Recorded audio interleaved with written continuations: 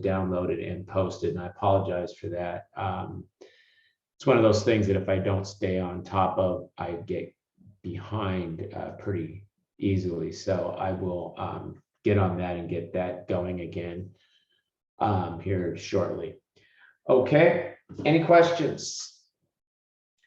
All right, good. Let's go ahead then if there are no more questions, and let's jump into chapter 3, or let's hopefully finish chapter 3. We started it last time. And so you can see my recollection is that we left off here on this note receivable discussion, right? And keep in mind that as we go through chapter 3 now, what we're doing, because chapter 1 and 2, we spent quite a bit of time around the income statement. We're simply walking through the balance sheet.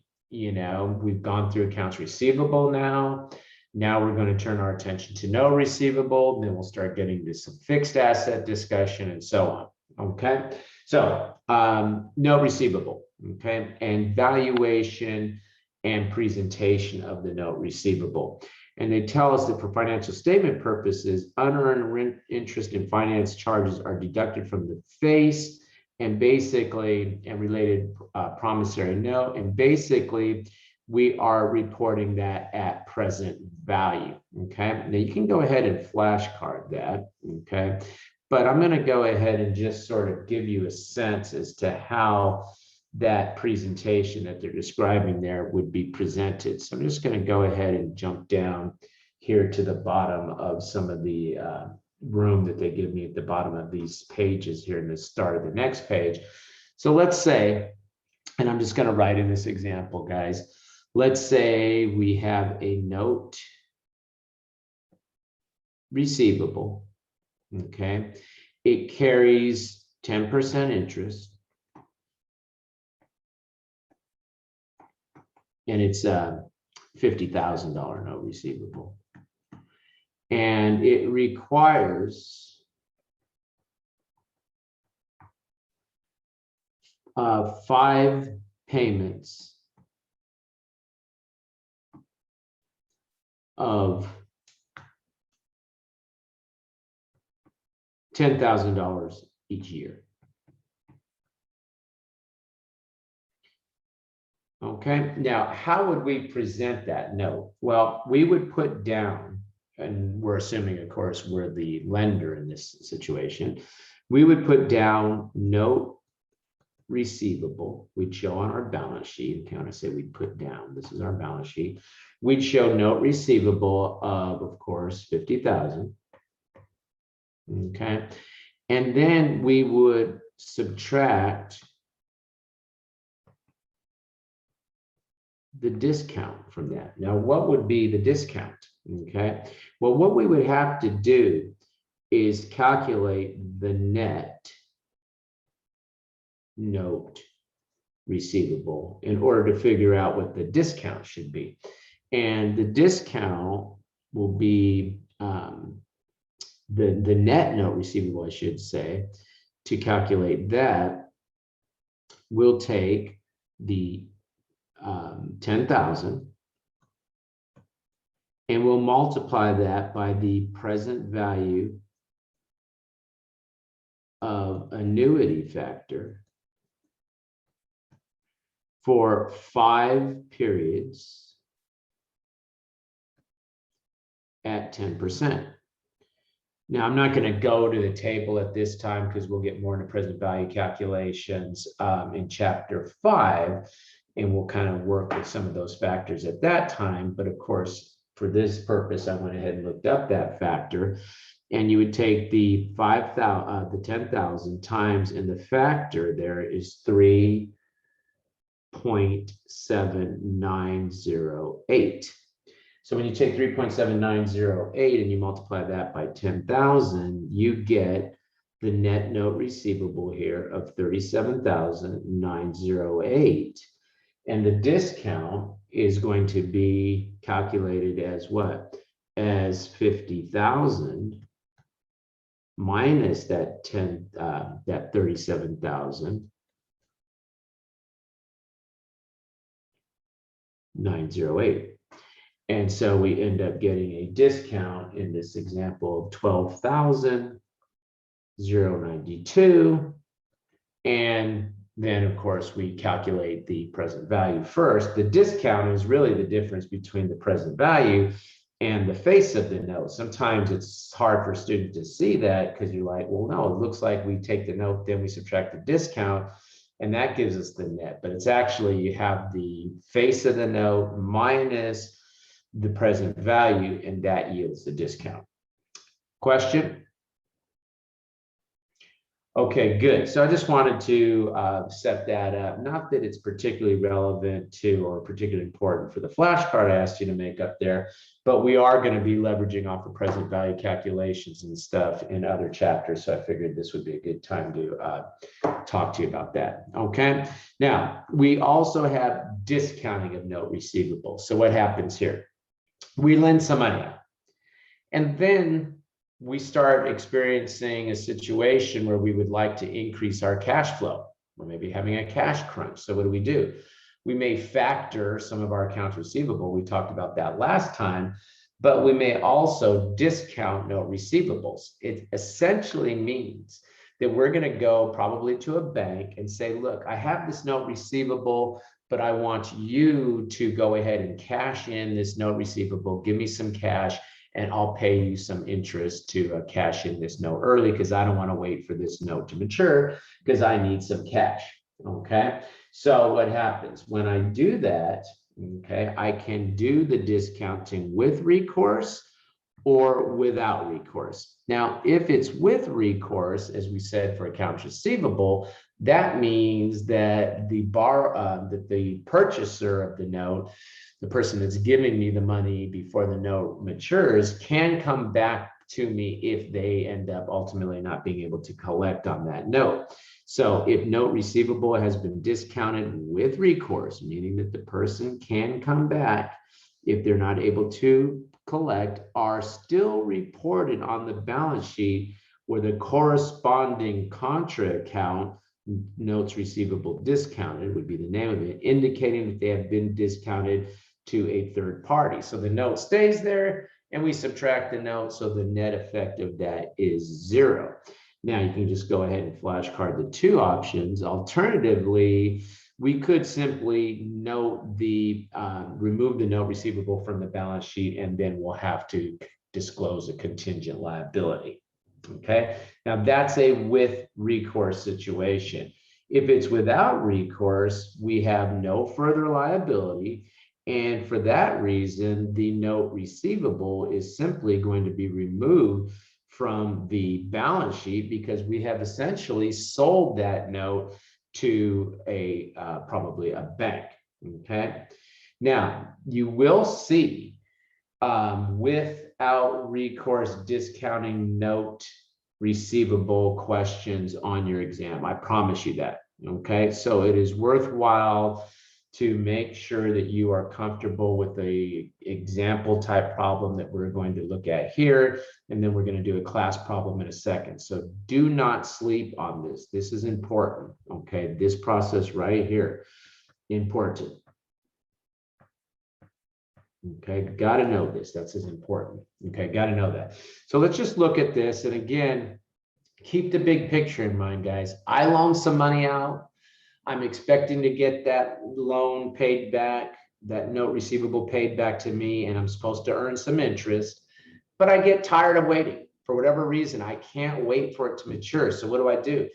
I go to a bank and say, here, this thing is going to mature at some point in time. Take this and charge me interest for the fact that I'm getting my money early. That's all that's happening. And the exam is going to ask you one of two questions. They're either going to ask you how much proceeds will you get on the discounting of the note, or what will be the interest revenue associated with the entire transaction. That's the two questions they're going to potentially ask you. Okay, so let's just take a look. We have this Jordan Corporation has a 40,000 90-day note from a customer dated September 30th, year 3, due September 30th, year 3. So it's a 90-day note, and it's bearing interest at 12%.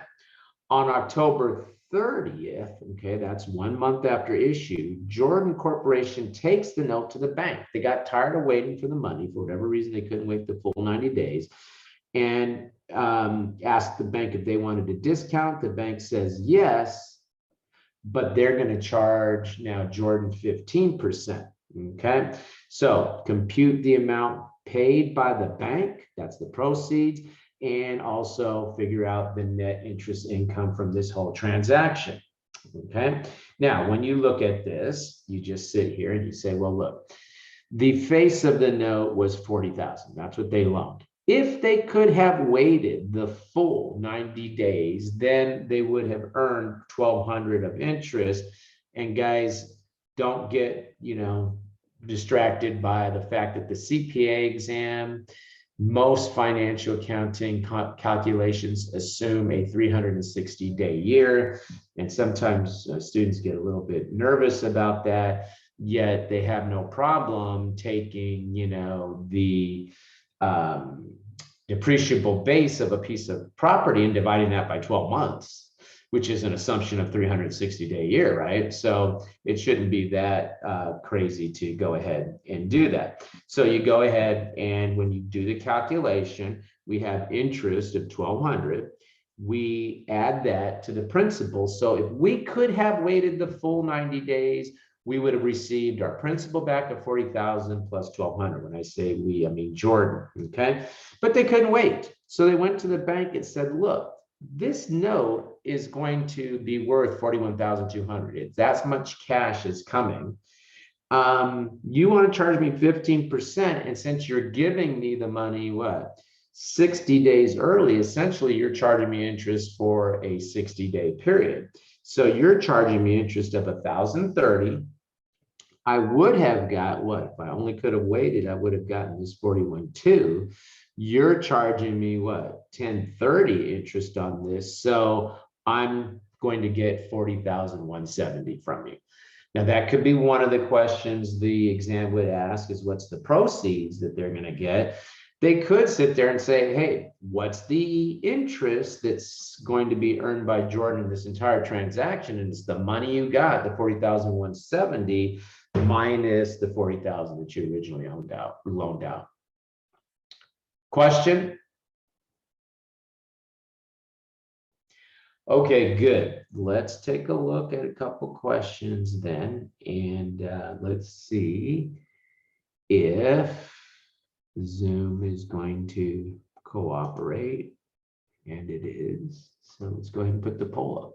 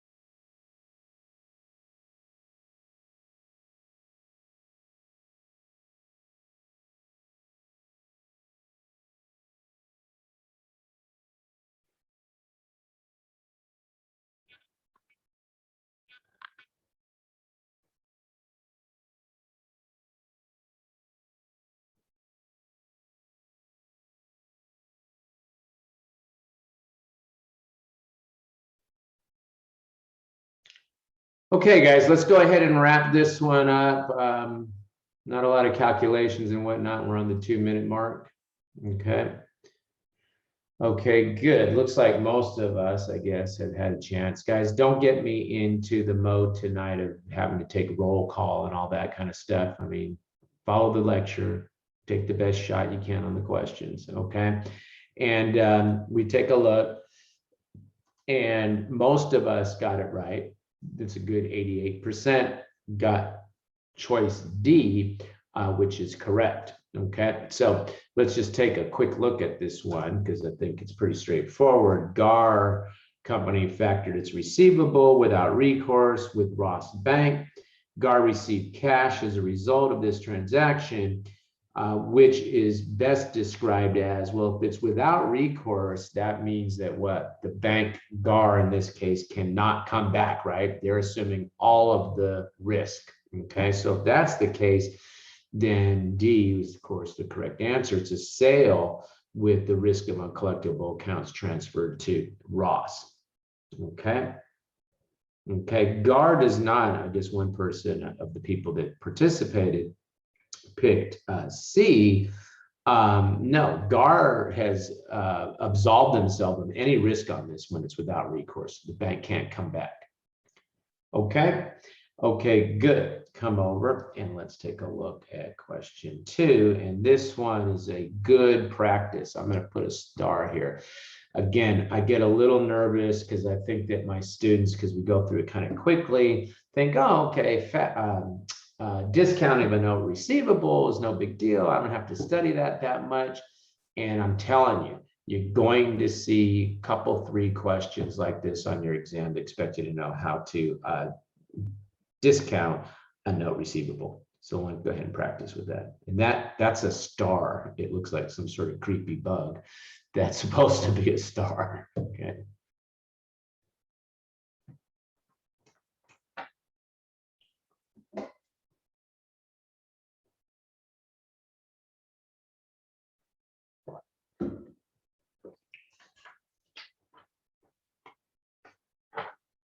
Can you post a poll, please? Oh, sorry. Yeah. Yep.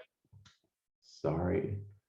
I know you become multiple choice question answering machines, right? And you don't see the poll when you get nervous. So let me get that up there. It's not the best way of having to do it now, but at least we get the polls.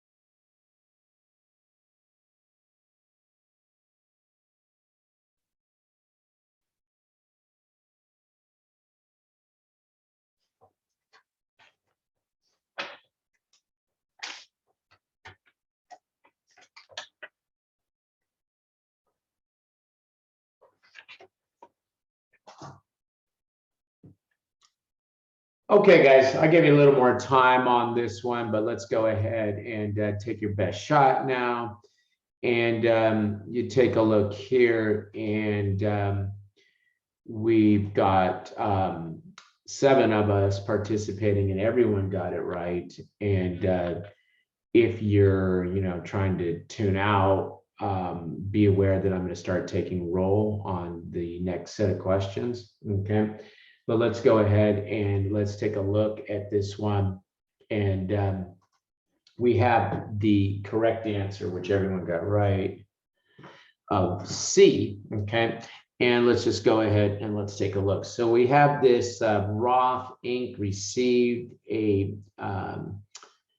note from a customer of 500,000 bearing annual interest of 8%. After holding the note for 6 months, Roth discounted the note at regional bank, and there's an interest rate of 10% on that discounting.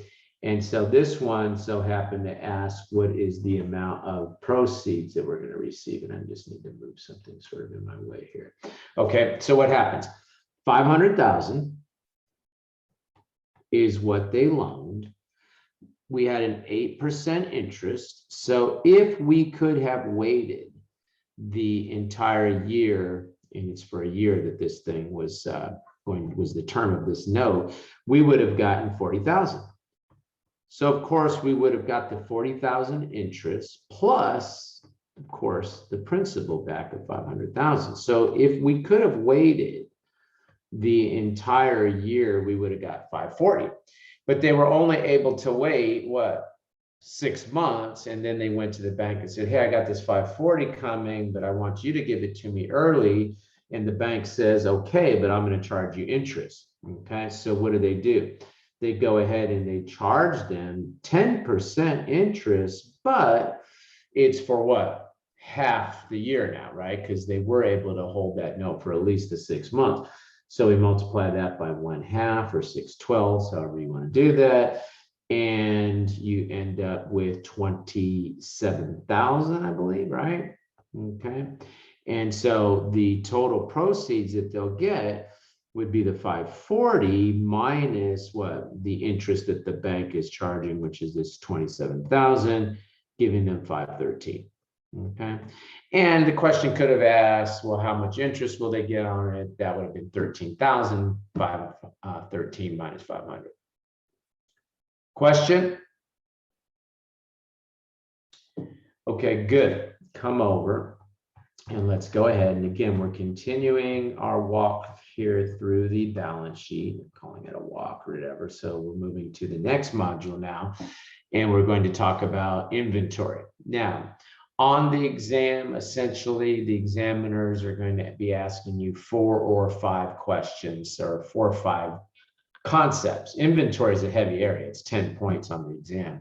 But they're going to be asking you about 4 or 5 concepts as they try to make up those 10 points. They always ask about inventory. Inventory has long been a heavy area on the exam because the examiners assume that most entities are going to have some sort of inventory that you're going to have to account for. So they want to make sure if you're a CPA, you know what you're doing when it comes to inventory. So they will want to know, do you know what items, what physical items should be included in inventory or not? So we're going to review free on board shipping point versus free on board destination here in a couple seconds. Okay.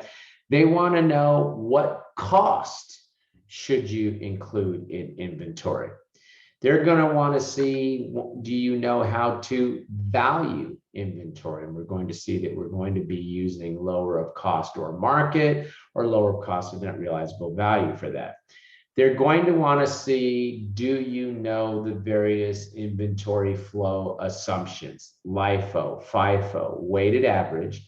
And the reason I say 4 or 5 items, the 5th would be differences between perpetual and periodic inventory method, although you could look at the various methods, cost flow assumptions, and layer perpetual periodic over those different methods. So we'll kind of take a look at that here. Okay. Now on the FAR exam, it is retail inventory. these terms, be somewhat familiar with it, but this is mostly what, Autumn, this is mostly BEC, where you're going to see Yep. that, right? Okay, you're going to see that mostly on BEC. So did anyone else pass any exams that they want to share with the group? Like Autumn shared with us that she passed BEC. Okay, I guess not. Passed- Yeah. I passed BEC. Oh, did you? Okay, good. Yes, Excellent. So Autumn passed BEC as well. So that's great. great. Congratulations. Thanks, you too. Great. Okay, so coming over, as you saw on the BEC exam, the raw materials, work in process, finished goods inventory is covered there. On the FAR exam, they're typically assuming that we're using retail inventory, meaning we're Nordstrom. The inventory is produced by somebody else. We've acquired that inventory, and of course, we're going to sell it above our cost, right? Okay. Now, when we talk about goods in transit, okay, we want to remember some things that are very basic things, guys. I'm not trying to insult anyone's intelligence, but we are reviewing for the exam here. So let's just look at free on board shipping point versus free on board destination. Something is shipped free on board destination. That typically means that, free on board shipping point. That typically means that the buyer pays the freight. That says buyer pays freight. You could just put buyer pays. Buyer pays freight on that. The buyer pays freight. The items are included in buyer's ending inventory. EI's ending inventory. Excluded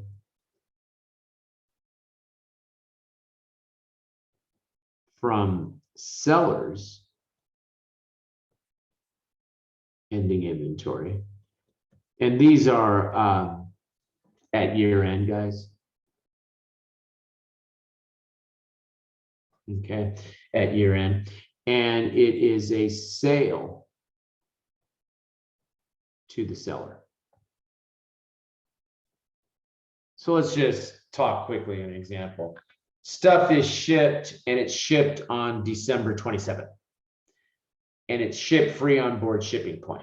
Okay, what happens? Well, the stuff doesn't arrive until January of the next year. Say, January 3rd of the next year.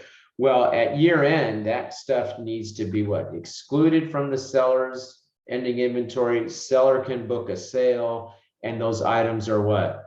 Included in the buyer's inventory, and the buyer would have to book an accounts payable, whatever, even though they haven't received those items until, say, year 2 in this example. So they were shipped December 27th, year 1. Now, if it's free on board destination, okay, let's just distinguish that by writing it in a different color over here. Okay, free on board destination, now what? Well, typically the seller pays freight. It's going to be a mirror image, guys. And what? It is excluded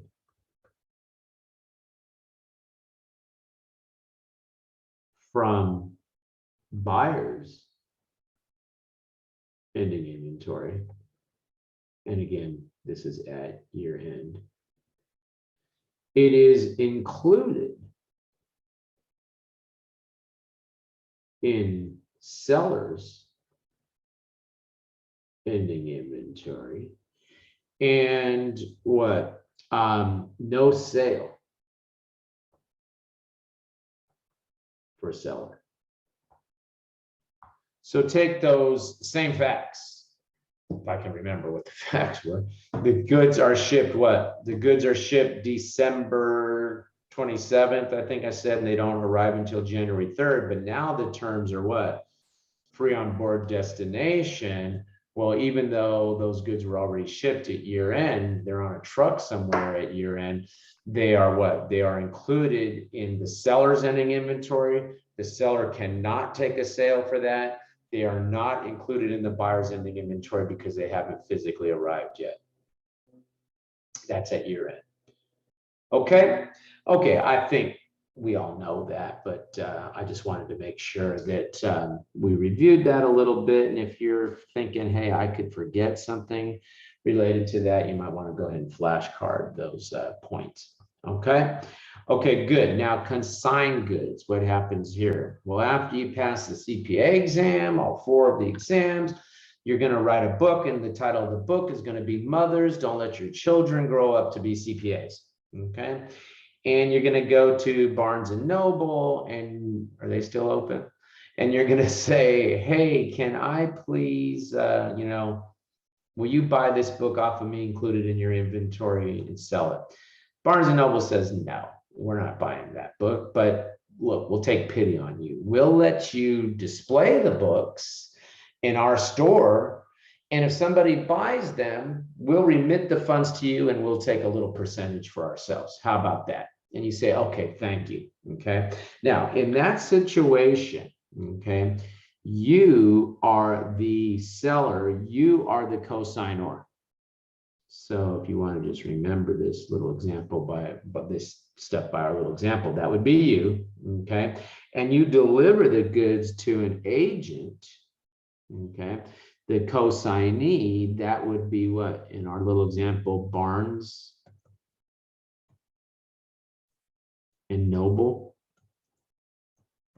I'm always thinking about Barnes and Noble always reminds me of my dad when he was, probably getting in his 80s. He had this thing where he used to like to go to Barnes and Noble and sit there and read the books, but not buy anything. So he would just sit there, and read all the books. So then one day I called him and I said, hello, sir, this is Barnes and Noble.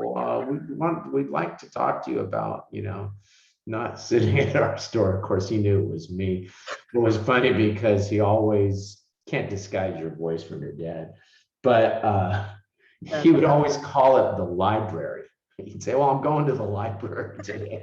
Dad, it's not a library, it's a bookstore. Anyway, so, okay. Huh? That is funny. Yeah, we used to go round and round about that. Anyway, there are a lot of things that my dad and I went round and round about. Anyway, so what happens? The co-signor, that would be you in that example, should include the consigned goods in your ending inventory, right? And what happens? The co-signee, that would be Barnes and Noble, should exclude that from their inventory. Okay. Exclude from ending inventory. Okay, so just go ahead and flashcard those 2 points of what the co-signor does versus what the co-signee does. Okay, pretty straightforward. You can make 2 or 1 flashcard out of that. Okay, good. Now you come down and take a look at the next section here, which is how are we going to value the inventory? Okay, so guys, you're going to see me doing a little flipping around here for some of this stuff, but let's just go ahead and take a look at the valuation of inventory. Okay, and they tell us that there are times that you can depart from cost basis. Okay, so what's going to happen? We're either going to carry our inventory at cost, or we're going to carry our inventory at a lower amount. That's generally the approach. Okay, so there are, however, 3 departures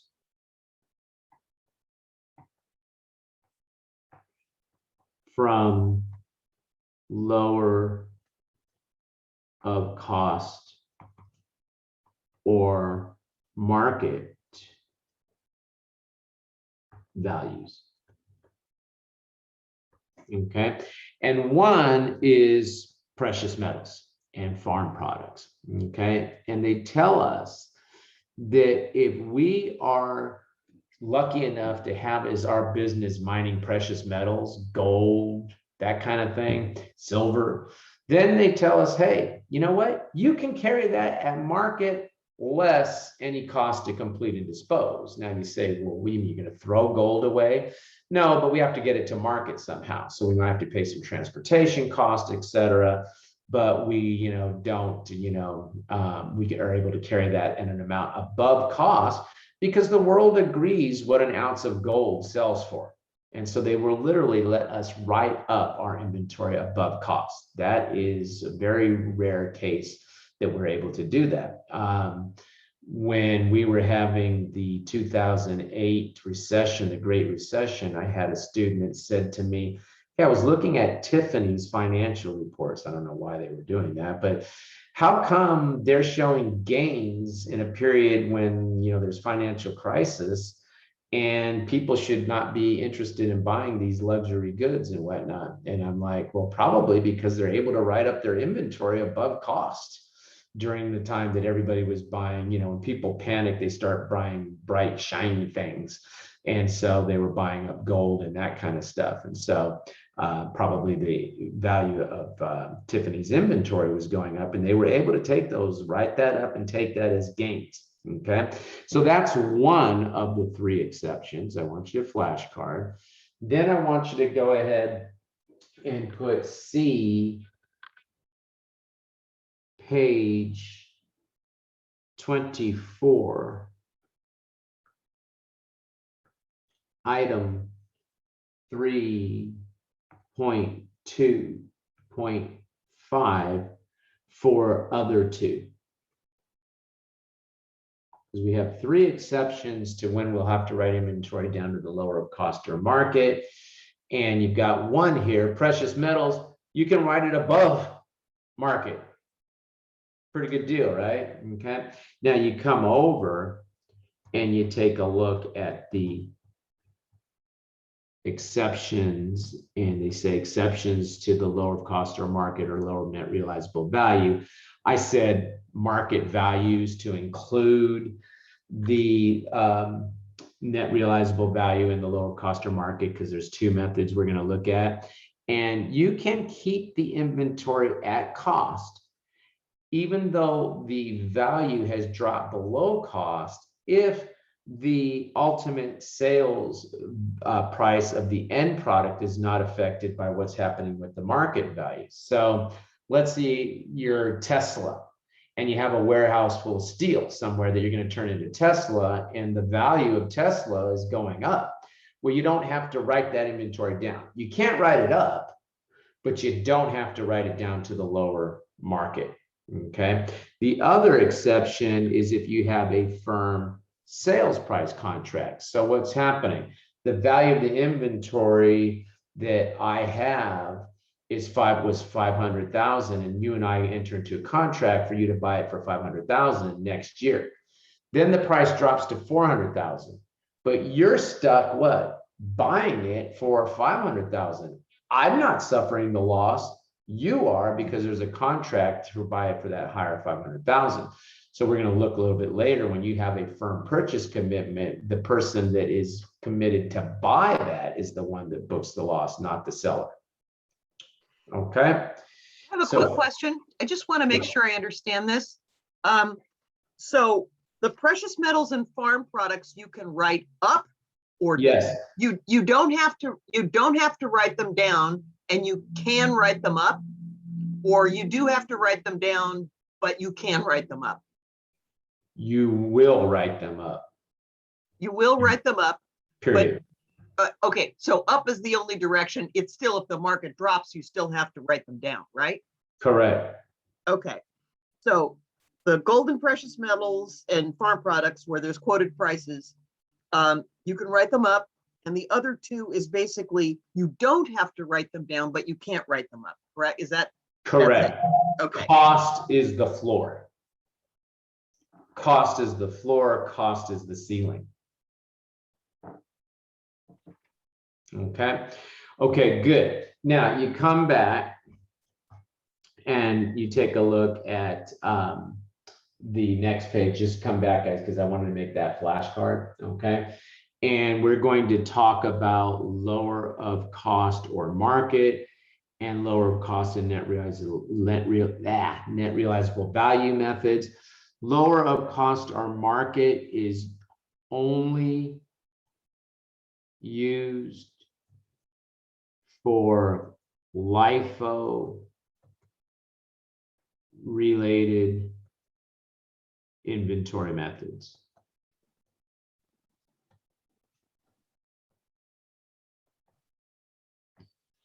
All others use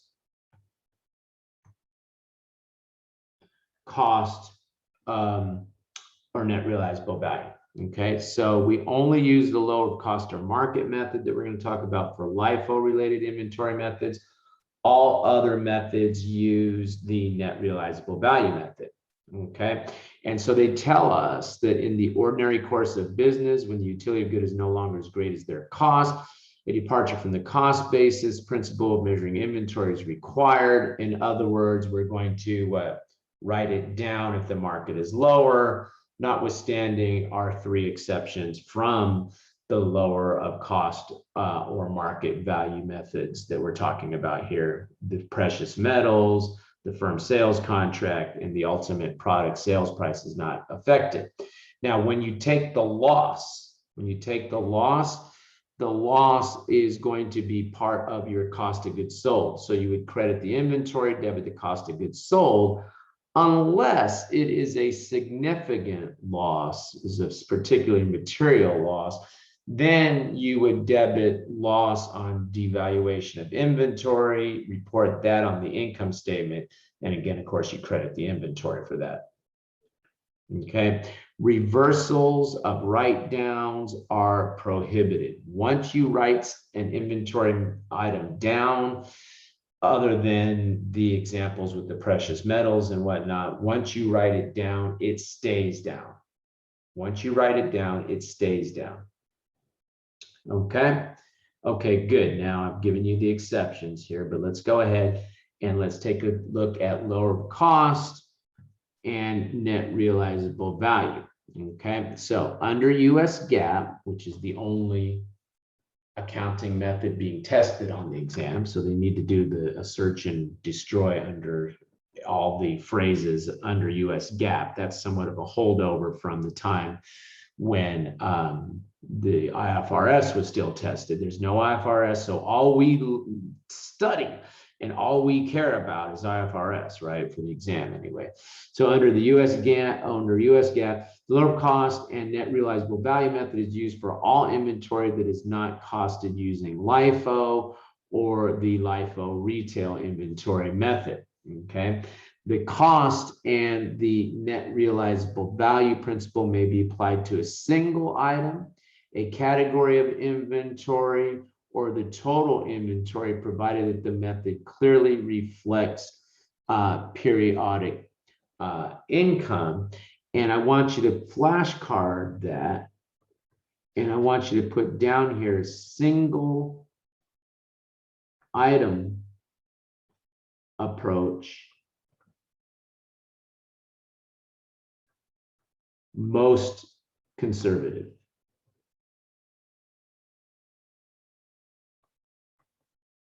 Okay, flashcard that. And let me explain to you what we're trying to say here. You have a clothing store. You have men's clothes, you have women's clothes. You have men's shirts, women's shirts, men's pants, women's pants, men's shoes, women's shoes, right? Okay, and that's how you categorized your inventory. Now, what happens? You could use the lower of cost or net realizable value on the entire inventory. And what's going to happen if you do that is some items will go up, some items will go down, and they may tend to wash each other out.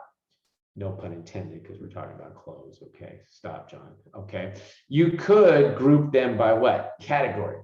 So you could sit there and say, okay, all the men's, all the women's, right? But again, as the value of the tops are going up and the value of the shoes are going down or something, there's going to be a tendency to wash each other out.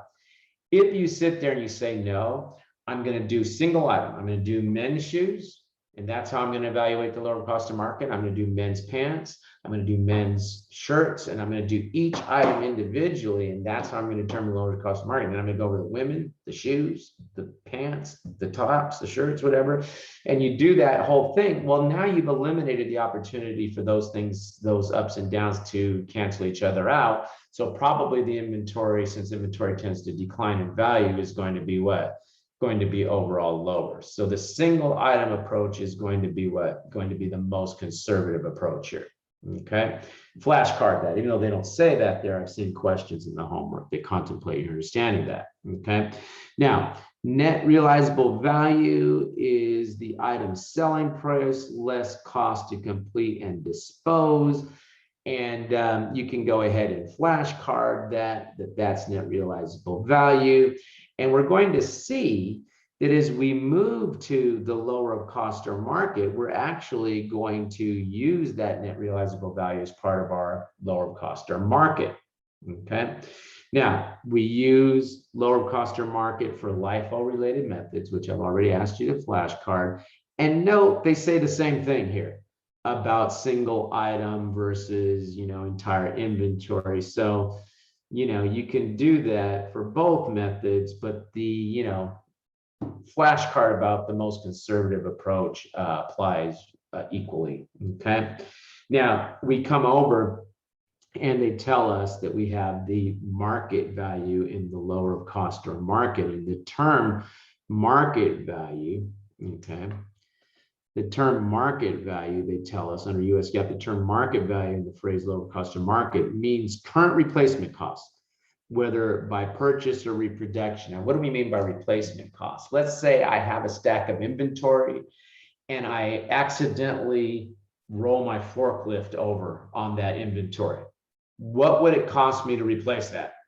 That's replacement cost, right? Okay. And we use the replacement cost, and we start with the replacement cost. And then we're going to look at a market ceiling and a market floor.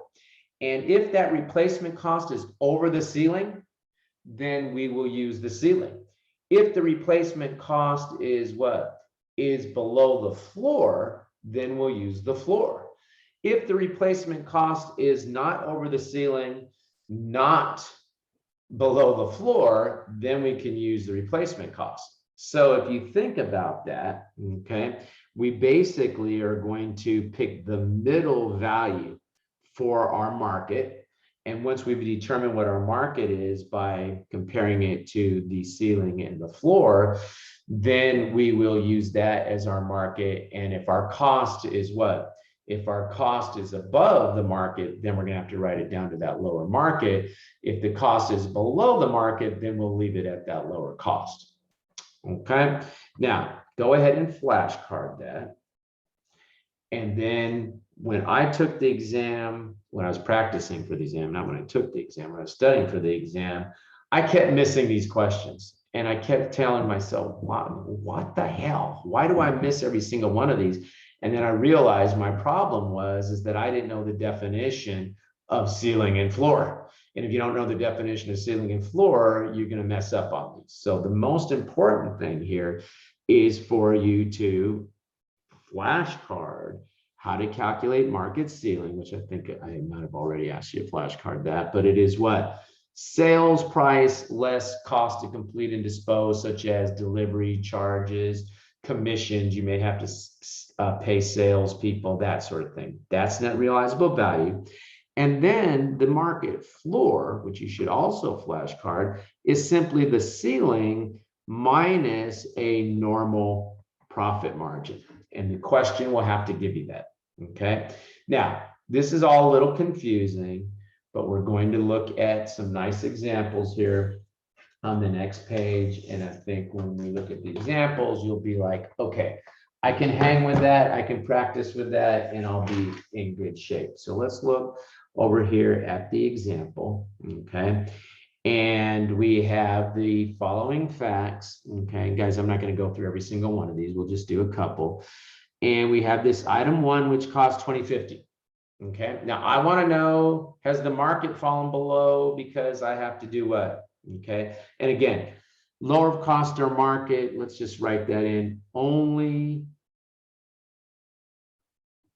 relates only for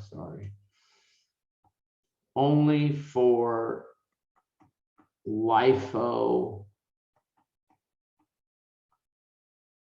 related methods. Okay, that's the only time you use lower cost or market. Okay, so they're using LIFO here. Okay, and so what happens? The cost is $20.50. Now I want to see, hey, is the market less than that? Because if it is, I have to write it down to the lower market, right?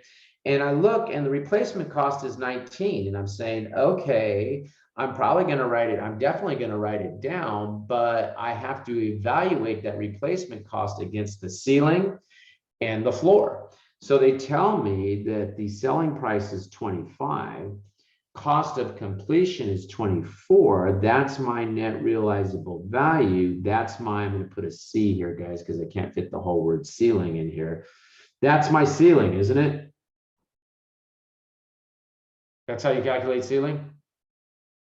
Yes. You see why I'm saying the key to this is definition of how you calculate ceiling and floor. These questions would be hard if you don't know how to calculate ceiling and floor. If it's right there from a flashcard, you say, okay, I got to get the ceiling.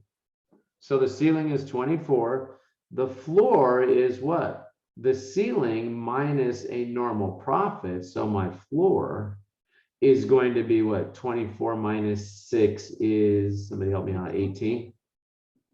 Okay, so if you come over here, and they sort of showed you the calculation here, the floor is 18, the ceiling is 19, the replacement cost is what? 19. So the replacement cost is not over the ceiling, it's not below the floor, so the replacement cost becomes my market, doesn't it? And since my actual cost is $20.50, okay, then I'm going to go ahead and I'm going to have to write that inventory down so that it's valued at 19 because my market is below my cost, right? So when I do this, Autumn, you're muted. It's fine. I was just repeating, market is below cost. I was getting confused. It's okay. If market is below cost, you have to write it down to the lower market, right? Yeah, that makes sense. Except for the exceptions that we talked about. Yeah. Right. Okay, but what's market? Okay, replacement cost. But you can't just default to replacement cost. You got to evaluate it against the market, the ceiling and the floor.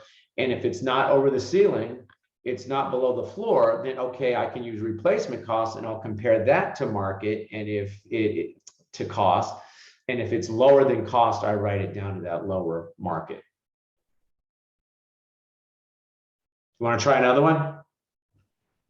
Let's try another one. Okay, so let's see. I don't care if you want to try it or not. We're going to try it. Okay, so what? Cost is 26.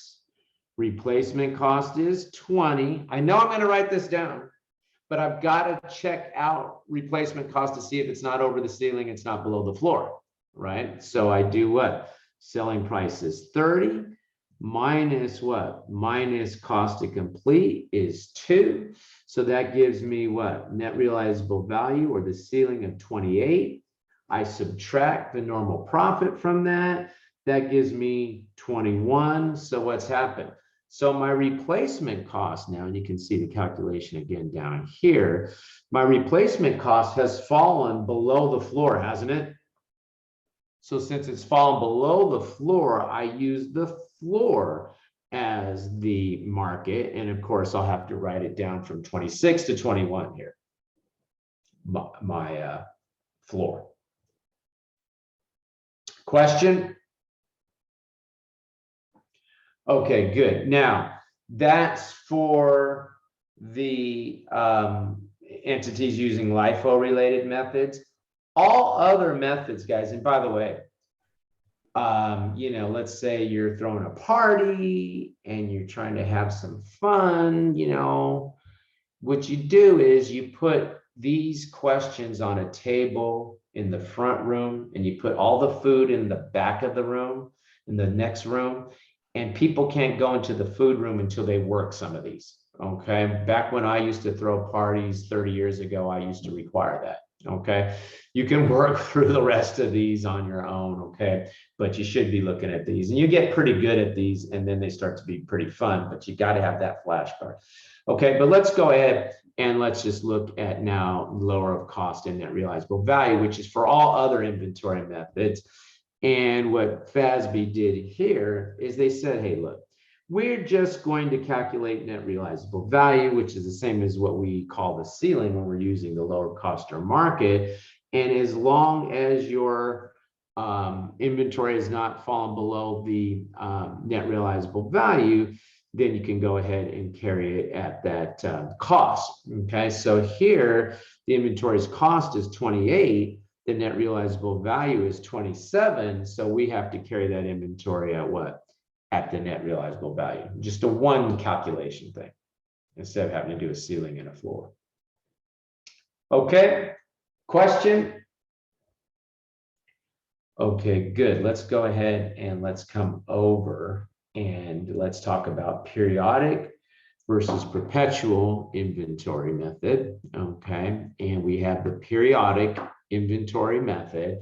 And guys, I need you to be very comfortable with this. If you're not comfortable with how you calculate cost of goods sold using this periodic calculation, whatever, I don't like to call it a formula because that kind of over glorifies it, then you need to flashcard it. So you need to be like a Catholic priest with this thing.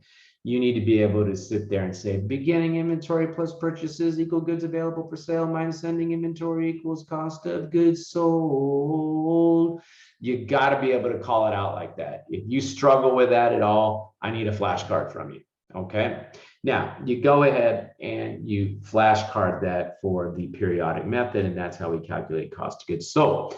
Now, with the perpetual method, okay, we will go ahead and calculate cost of goods sold and, or not calculate, but book cost of goods sold and book the purchase of inventory. Each time we purchase an inventory item, we book the inventory, we debit the inventory. Each time we sell something, we debit the cost of goods sold, we credit the inventory.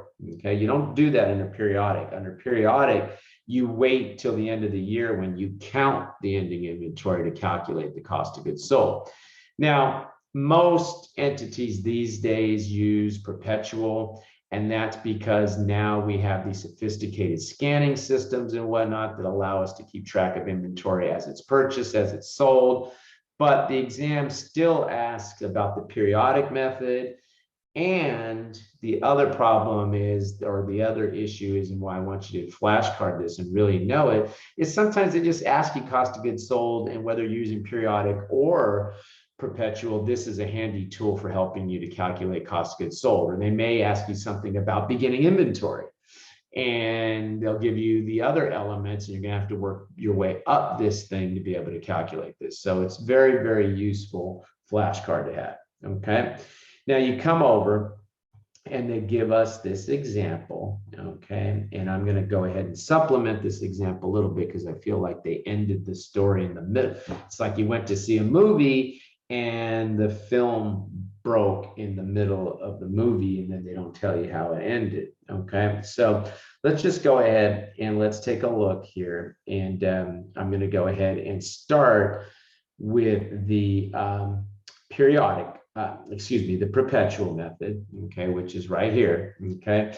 And so what happens? And I'm going to start with them buying the inventory, guys, okay? So when they buy the inventory, which is, I guess, down here, they can't seem to figure out how to put together a coherent example, but I'll walk you through it, okay? So when they buy the inventory, they go ahead and they debit inventory and they credit cash. That's the purchase of the inventory. This is under what method? Under perpetual, right? When we buy inventory, we debit inventory, right? Okay. Then they go ahead, and I'm going to continue up here with Perpetual. Okay, so now I don't know. I like to buy inventory before I sell it. So I don't know why they're showing you the sale before the purchase here. So I'm going to go in a different direction. Then they go ahead and they sell the inventory. And of course, they sell it for more than their costs because they want to make money, right? So they debit cash, they credit the sales. They debit cost of goods sold 100,000. They credit the inventory because we debit cost of goods sold and credit inventory in the perpetual method after each sale, right? Okay. Now I'm going to go ahead and use green now for the perpetual method. Okay. And under the, for the periodic method, John. And under the periodic method, I do what? I debit purchases, I credit cash when I buy that inventory, okay? And then when I sell the inventory, notice the sale journal entry was the same, and they don't tell me any other journal entries that might be contemplated here for the sale. And this is the part that I'm talking about that's a little frustrating. So what happened? I mean, I never have to deal with cost of goods sold under the periodic method, and that's incorrect. What would happen? What I would do is, and I'm going to assume that this company started the company this year. And so I'm going to assume that the beginning inventory, right, for periodic was 0. They had purchases of what? 300,000. So they had goods available for sale of 300,000. With me so far? Okay. Then they would have gone and counted the ending inventory. Now, I'm just going to steal from the fact that, they gave me the information for the perpetual method. But the inventory under the perpetual method was originally debited for 3. Then when I sold the inventory, it was what? Credited for 100. So I'm just sort of, since we're in a classroom here, I'm just sort of peeking at the information that was given to me. And I know that when they went and counted the inventory, right, the ending inventory count would have revealed that there was what? 200,000 left of inventory. So I would have subtracted the ending inventory, and then I would have known that the cost of goods sold therefore was what? 100,000, right? Okay. But I still got to make a journal entry to fix this all up, right? So what would I do? Well, I know I have to debit inventory. Okay, so I guess I'll write the journal entry that they left out up here. I know I have to what? Debit inventory for 100,000, right? I have to debit cost of goods, inventory, not for 100,000, sorry guys, for 200,000, right? Because I counted it and I know that I have 200,000 now. I have to debit cost of goods sold for 100,000. And I credit what? I close the purchases account. I credit that for 300,000 because I don't need that anymore. It was a means to an end. It helped me to calculate what the cost of goods sold was, right? I don't report that anywhere. I know that in textbooks, you see on an income statement, they'll show beginning inventory plus purchases, gives you goods available. And they show that right on the face of the income statement. No company does that. They just report what? Cost of goods sold. And I keep track of my purchases by year. So I close that out at the end of the year every time to turn it back to 0. So that's that credit to purchases. Okay. So they sort of left that out. I don't know why. Maybe because they were worried that it would take too long to explain it to you guys. I don't know. Question? Okay, good. Now you come over and you start to take a look at our cost flow assumptions. And yeah, that's a good point for a break. Okay, so just to be clear, we understand what items to include, we understand how to value the inventory, we understand something about the difference between perpetual and periodic. When we come back, we're going to now start to jump into the cost flow assumptions, FIFO, LIFO, weighted average, etc. Okay? I have a quick question, Professor. Sure. What's the benefits if you use this method or the others, like periodic or the? Well, most companies would use perpetual these days because it's fairly easy to keep track of inventory items as you go. So I'd say larger ticket items, definitely. In the old days, they'd say if you were a drugstore, you might use periodic because you have a lot of lower cost inventory items. But the reality is they scan everything nowadays. So I would think places use perpetual. It also limits your ability to borrow against your inventory or get inventory financing if you don't have a perpetual system, because banks don't really like periodic inventory systems because they hate finding out at the end of the period that your inventory walked away. Yeah, you're potentially going to be exposed to theft because you're not keeping track of that inventory, say till the year end, right? That's why when we get into the auditing class, we spend some time talking about the idea that a company should periodically reconcile their perpetual inventory records, even their perpetual inventory records, to their physical inventory. But if you don't have a perpetual inventory record, there's nothing to reconcile to.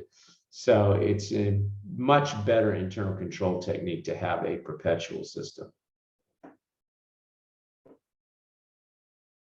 You still look quizzitive, like maybe we didn't answer what you were thinking. No, that's explained. Thank you. Okay. Yep. Periodic is really small businesses, pretty much, I would say. That like really small businesses that are just getting started, and at some point they're going to be told to get on a perpetual. Yeah, that's why I always laugh when you go and you're buying a car from a car dealer and you say, well, I'd like a black one with, leather interior or something. And then they make you wait for a long time to see if they have it. And I'm thinking to myself, I know you have a perpetual system. You can tell me the doorknobs on that car. You're sitting there acting like you were searching the earth for that thing when it should take you 2 seconds because they're trying to hype up the drama of getting a new car, right? So that once they find what you want, okay, I'll pay whatever you want for it. So anyway, but okay, let's go ahead and let's take a quick break, guys, and we'll come back at, let's do, we're in one of those in-between times. So let's just do 6:35. I don't like to try to sit here and say 6:38 or something. I'm showing on my time here that we can come back at 6:35. Okay. I'm going to pause the recording, Matthew. Mr. Past Auditing. Since you passed auditing, you can keep track of that for us. I'm sorry, did you say I need to keep? Just not keep track of time, but just remind me to start that back up. Okay. I'm going to pause the recording. Yeah. Okay. Thank you, sir. Okay, I'm going to go ahead and resume the recording and get us started back here. And we're going to spend some time now with the next area that they'll be asking about, which was related to the 10 points of the covered inventory, which is the cost flow assumptions. Now, specific identification is actually not a cost flow assumption. Basically, what we do is we account for each item of inventory as uniquely identified. And as we sell each item, we will have the cost of goods sold and the credit to inventory. So there is no cost flow assumption. We identify each item individually. Okay. First in, first out. Okay. The first in, first out method assumes that the first things we put into inventory are the first things we're going to sell. Now, again, I don't want to insult anyone's intelligence. I think you know all this already, but I'm just going to go ahead and give a little example. Let's say you go to Safeway. Okay, and you go back to the milk fridge, and in the milk fridge area there, they have some milks that they've stored in there, and they have a delivery truck. Does Safeway have a lot of delivery trucks? Oh yeah, don't get in their way. Yes, Okay, they they'll bought run you web off. vans. They've had a distribution system like no other for years. Okay, so you have Safeway, and they're delivering those milks, okay, to the store here. So we've got the milk fridge, and let's say there's some milks here that were delivered October 31st. Okay, and then they have some milks that were delivered to them on, 10/15, whatever. And they got some milks in there that were delivered to them on 10/1. Okay. And the cost of those milks to Safeway are, say, $4.75, $4.50, $4.25. So we do have a period of rising prices here, right? Okay, which is generally the case. Now, what happens? Then here you come with your shopping cart. Okay. And you sit there and you go up to the milk fridge, and which milks are you going to put in your basket? October 31st? Well, that's what everybody says, but the reality, but it doesn't matter.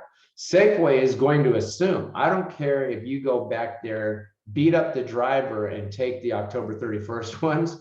Safeway is assuming that you're going to grab those, what, 425 ones. It's a cost flow assumption. Safeway just assumes you grab the what, first ones that they had bought. So you come in and you're paying $5 for those, right? Because they want to make some money off of that. And so you put those 425 ones in your basket. So Safeway's what? Cost of goods sold is not 450, but 425, right? You put the 425 ones, you grab these. Okay, that's what they assume. Now, what happens? It doesn't matter what the actual flow of the goods are. FASB allows companies to pick what method, regardless of the actual flow. So now I have what? I have sales. If I'm Safeway of $5, I have cost of goods sold at $4.25. So I've got a gross profit here of what? 75 cents? Yes. Okay. Okay, good. Now, if I'm looking at Safeway's ending inventory, their ending inventory is going to include what? The last things they purchased at $4.75. Maybe there's some of them 450 ones left. I don't know, whatever, right? Okay, but they assume they sold the 425 ones first. Okay, so let's just now look under FIFO, the first cost inventoried or the first cost transferred to cost of goods sold. That's those 10/1 ones, right? Okay. Ending inventory includes the most recently incurred cost, right? Which the 475. Thus, the ending balance approximates replacement cost. If the truck backs up and hits those 475 ones and smashes them, then at October 31st, it was going to cost them 475 to replace those, aren't they? Okay. So flashcard that blue part as a FIFO advantage. Now, the reason I'm asking you to flashcard that as a FIFO advantage, because you could get a multiple choice question on your FAR exam that'll say, what's an advantage of the FIFO method? And that would be one. You could get, not that I'm asking any of our BEC folks what their essay question was, but it is fair game on the BEC portion of the exam to ask you an essay question that contemplates the advantages and disadvantages of the different inventory methods. That is a fair game. Okay. Okay, good. Note that ending inventory and cost of goods sold will give us the same numbers, regardless of whether we use periodic or perpetual. Okay. Now let's go ahead and let's flashcard a couple things over here. In periods of rising prices, okay, in periods of rising prices, FIFO method results in the highest ending inventory. We see that in the example. The lowest cost of goods sold, we see that in the example because it was 425, and the highest net income. And we see that because what? My gross profit's going to be higher, my net income is going to be higher. Okay. Go ahead and just flashcard the financial statement effects there. And then go ahead and flashcard down here another disadvantage of LIFO. I mean, not another disadvantage, a disadvantage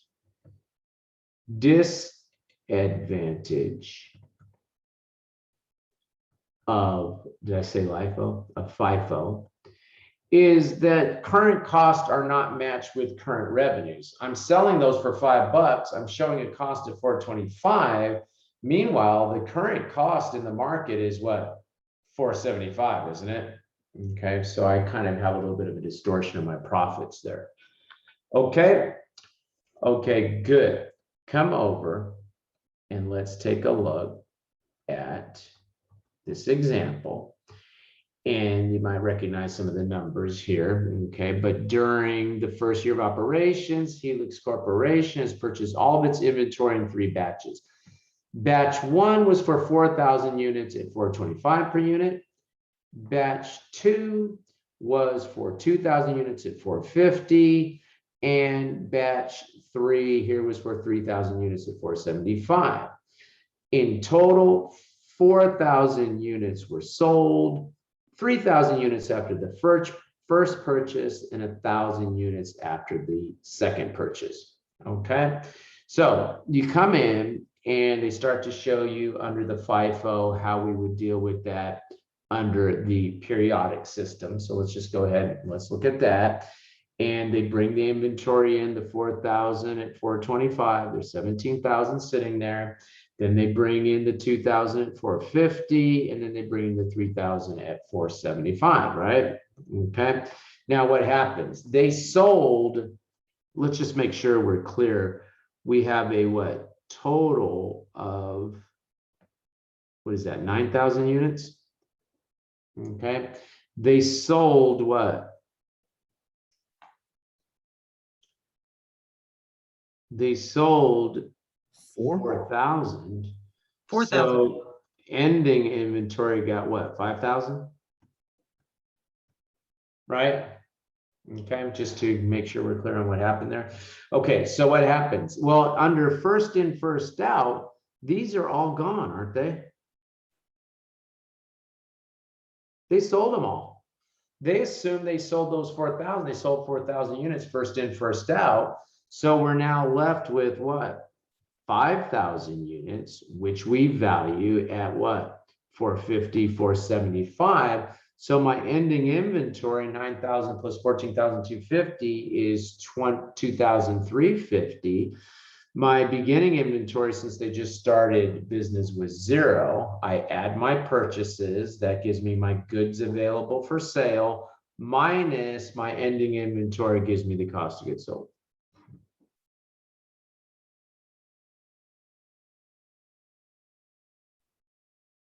Okay. Okay, good. Now, under the perpetual system, we're going to sit here and we're going to have to update our inventory records after each purchase, update our inventory records and our cost of goods sold after each sale, right? So what happens? They go ahead and they buy those 4,000 units and they debit, I'm just going to put DR here, they debit the inventory, they credit the accounts payable, cash, whatever. They don't tell me how they're paying for this. Okay. Then they sell, and the question said they sold 3,000 units after they bought the first batch. So 3,000 times 425 means under the perpetual system, I've got a credit inventory for the cost of those items, and I debit cost of goods sold for those items. Okay, where's my cost of goods sold? They don't show them the debit. Right here, cost of goods sold is the debit. And now the inventory balance is down to 4,250.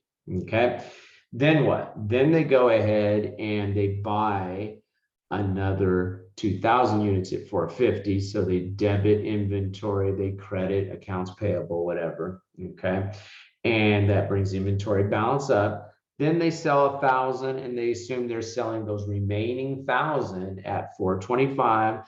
So they credit the inventory, they debit the cost of goods sold, and then they bring in those new ones. They didn't sell any of those. And notice, guys, we get what? We get the same answer for my ending inventory, my cost of goods sold under FIFO, because the assumption here is what? I sold those 4,000 units at 425. Okay. Okay, good. Now, weighted average method. Oh, let's say you are on the exam and you got a question in which they asked you to calculate cost of goods sold under the periodic, under the perpetual method using FIFO, LIFO, weighted average, let's say. How many elements do you have to address there?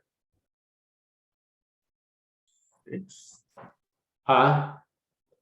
6. That's 6 elements. Good. Which one are you going to do first? The order that they give them to you? Now, whichever one is easiest to us personally, which is Good. Good. Exactly. And I'm telling you, weighted average is the easiest. So you will start with weighted average if you were to get that question. Okay. Now, what happens? And I had a dream that they did ask a question like that. So with weighted average, same fact pattern, guys. Okay. Same fact pattern. Oh, I think what I want you to do here with this, just because I think you're going to get a task-based simulation on this, is flashcard the facts. You only got to write them one time or copy them one time, flashcard these facts, and then be able to calculate ending inventory and cost of goods sold under FIFO, weighted average, and we're going to see LIFO in a minute, and you'll be able to use the same facts. So in your flashcard, have the facts there. And then in your flashcards, just instruct yourself to see page 30, work it, right? And then go back to page 30 to check your work. So you're actually embedding a little task-based simulation practice in your flashcards. Okay, so go ahead, flashcard the facts, and then let's just look at weighted average. And guys, it's a piece of cake. You just Sorry for interrupt, but can I have a quick question? Yeah. Example, if instead of they sell 1,000 unit after the second purchase, if they selling 2,000 purchase, so what kind of car we should get it? 425 or 450? say that again. If they selling or train 2,000 unit after the second purchase, so which cost per unit we should get it for the inventory? Well, they sold 1,000 after the second purchase, and they used 425, right? So you're saying if they sold 2,000, Yes. so they still sold 3, and then they sold 2. Yeah. So now we're out of the 425 one. So we'd have to sell, you're adding an additional 1,000 of sales here. They'd have to sell now 450 ones, right? Mm-hmm. So they would sell, what's going on with my machine here? 1 second, guys. I got to somehow got unplugged. They would sell all those. Okay, if you want to, if you're asking me what's, let me rephrase your question. Hang on. Let me rephrase your question. You're asking me, what if they sell more than 4,000? Now, if they selling over 2,000 unit, so is it we had to get 1,000 unit Okay, stop. plus 425? Stop. They have 4,000 units at 425, right? They sold 3,000, right? How many of those do they have left now, the 425 ones? 1,000.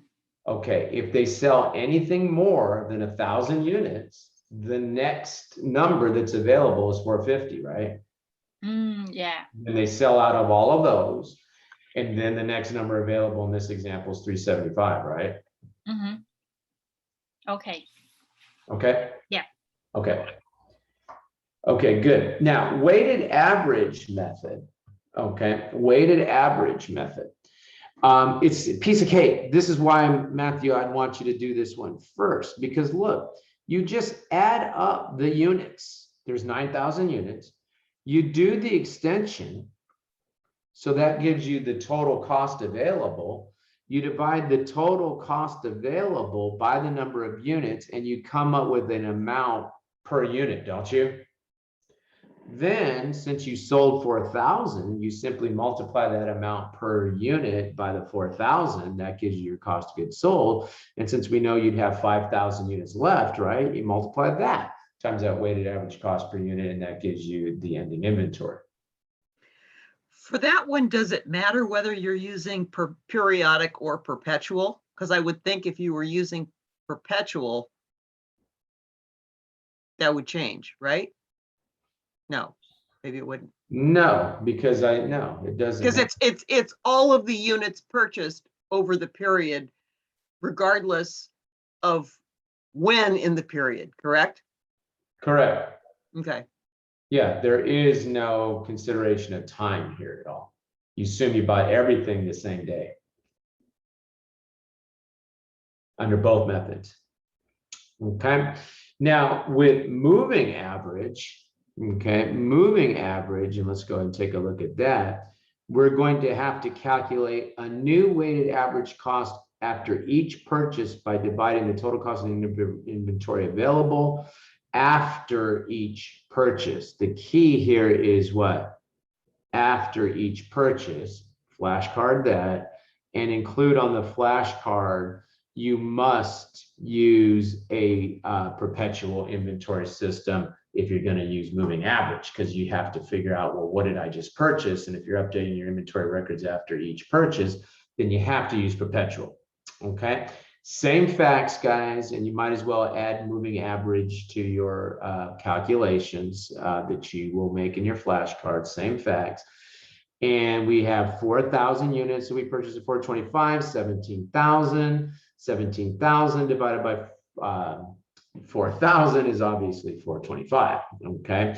We sell 3,000. And so we go ahead and we say, well, we sold those at 425. So our inventory is decreased 12,750, and we have cost of goods sold at 12,750, and we've got 1,000 units left at 425. With me so far? Then we go ahead and we have the situation now where we have a new purchase. And so we bring in those 2,000s at 450, that's 9,000. We go ahead and we now have what? We now have 3,000 units in our inventory, and our total cost is what? 13,250. We got that total cost of 13,250 by taking what? The 4,250 plus the 9,000 that we just bought, that's 13,250. We divide that by now the 3,000 units. That's the 1,000 from the first purchase, the 2,000 from the second purchase. And that gives me a new weighted average cost under the moving average method. Okay. Now what happens? Well, now I'm sitting here and I have what? I have a new sale of 1,000 units, and I use that new weighted average cost to calculate my cost of goods sold and how much my inventory is going to decrease. So now what happens? Now I sit here and I have 2,000 units left at a cost of 8,333. I buy the 3,000 units at 475. They come in at 14,250. I take the what? 833 plus the new purchase 14,250. I now have 5,000 units in my inventory, the 2,000 plus the 3,000 I bought. That gives me a new weighted average moving average is more correct term to use, moving average per unit, and the next sale would go out at that amount. Okay, question? Okay, good. Let's take a look at LIFO. Okay, and when we're dealing with the LIFO method, we have last in, first out. Okay, and under LIFO, the last cost inventory, the first cost transfer to cost of goods sold. So for this one, and again, I'm not trying to insult anyone's intelligence, but I think it helps us in just visualizing what we're doing when we look at the example here in a minute. I'm going to put my little picture up here now, and this is a pile of, landscaping rocks, okay? And what happens when the landscaping rock supplier comes, they dump the rocks on top, don't they? I mean, they don't say, hey, knock down the pile so we can put the rocks, the new ones at the bottom, right? So what happens, if we look at our layers, we'd have what? The 425 ones that were delivered back on 10/1 would be at the bottom. The 450 ones that were delivered, say, at 10/15 are in the middle, and the new ones, the 475 ones that were delivered 10/31 are going to be on top, aren't they? Okay, now what happens? Then here comes the customer.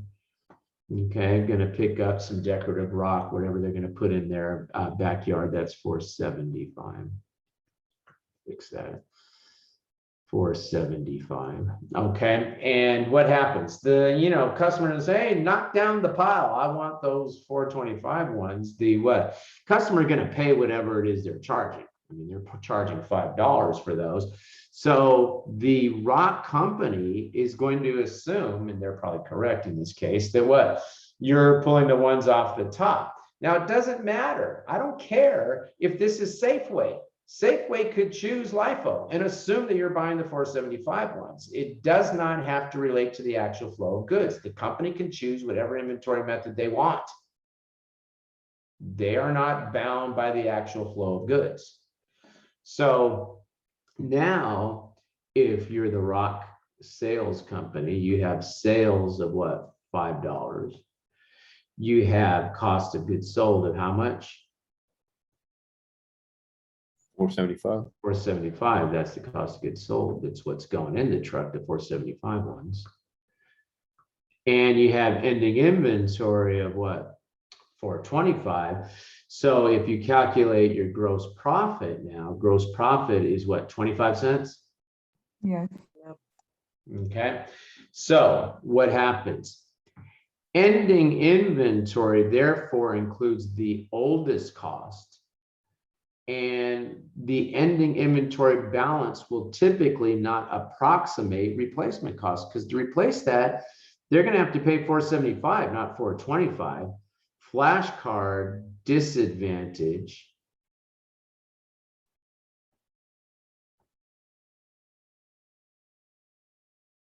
of LIFO.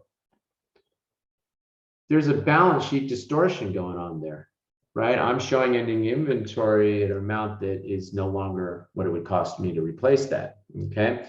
LIFO generally does not relate to the actual flow of goods, because most companies want to sell you the old stuff first, don't they? Okay, so another disadvantage of LIFO that you can include on that flashcard, okay? LIFO conformity rule: if LIFO is used for tax purposes, then it must also be used for GAAP purposes. Flashcard that. If you choose to use LIFO for tax purposes, and many companies would like to do that, because look what's happening in my gross profit, and we usually have rising prices, lower gross profit for tax purposes, lower tax, right? But FASB says, well, you can't have your cake and eat it too. If you're going to use it for tax purposes, you have to use it for GAAP purposes. Okay, so there was a suggestion by Obama administration that he was going to eliminate LIFO as a good inventory, as an accepted inventory method for tax purposes, and the companies went nuts. That was kind of an accountant's way. I was kind of proud of Obama. That was an accountant's way of increasing taxes, right, without having to do it. And they went nuts. And then I discovered on the internet, there was this group called the LIFO Consortium. And its whole purpose in life was to maintain LIFO as an acceptable inventory method. I'm like, the day you find yourself on the LIFO Consortium, I want you to check your priorities, okay? So anyway, but this is a big deal, right? Okay, so flashcard that. And then let's look at the financial statement effects. So LIFO generally better matches revenue against expenses because it matches current costs with current revenue. Thus, it eliminates holding gains and reduces net income during inflation. Maybe I should have used a different color, but that's a what? That's an advantage of LIFO, isn't it?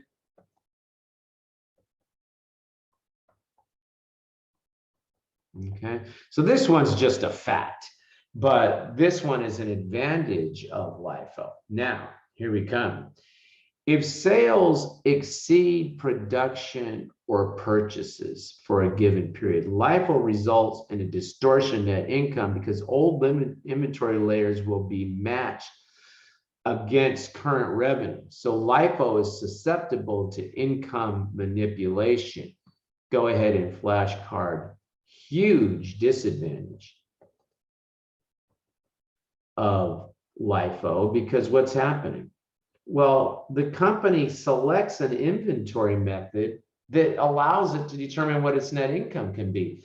Let's say I'm some sort of hot shot and I'm asked to come in and make this rock company more profitable. The first thing I'll do is I'll say, stop buying new rocks. And what'll happen? Well, they'll deplete this layer, they'll deplete this layer, and pretty soon what happens?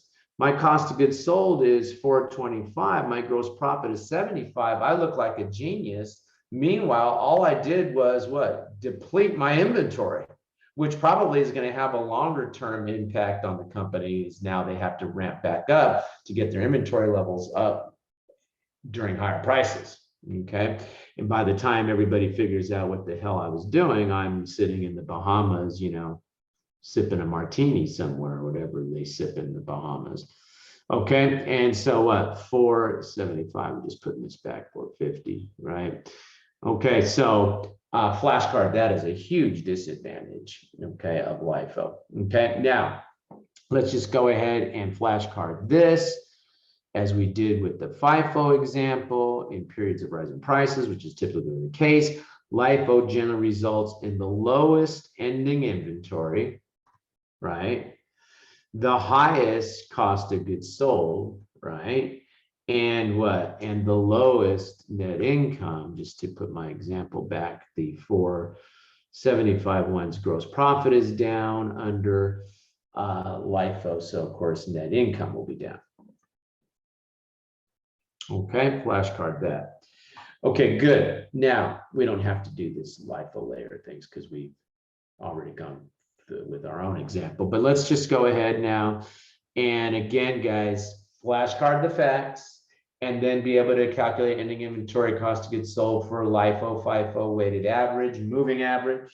Okay, and let's just take a look at the periodic example. Okay, and what happens under the periodic example, we assume that we sold the last ones in first. So again, we had how many units? 9,000. We sold what? Sold 4,000.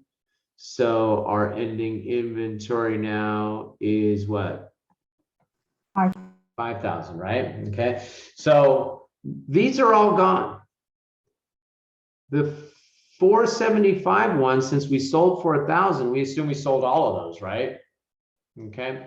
Then what happens? We have now another 1,000 units that we sold. So we take those from the next available price. So 1,000, most recently added price to my inventory. So 1,000 are sold. 1,000 are what? Still here?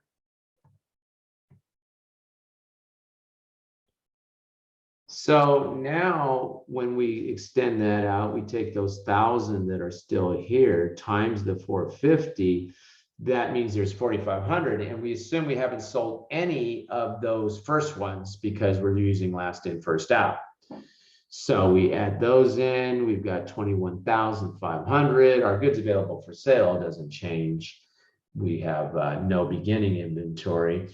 And so we go ahead and we subtract the ending inventory from the goods available for sale. Cost of goods sold is 18,750. Now, this is where trying Perpetual gets interesting. Okay, and it kind of, your question kind of contemplated this a little bit. Okay, so let's just take a look, guys.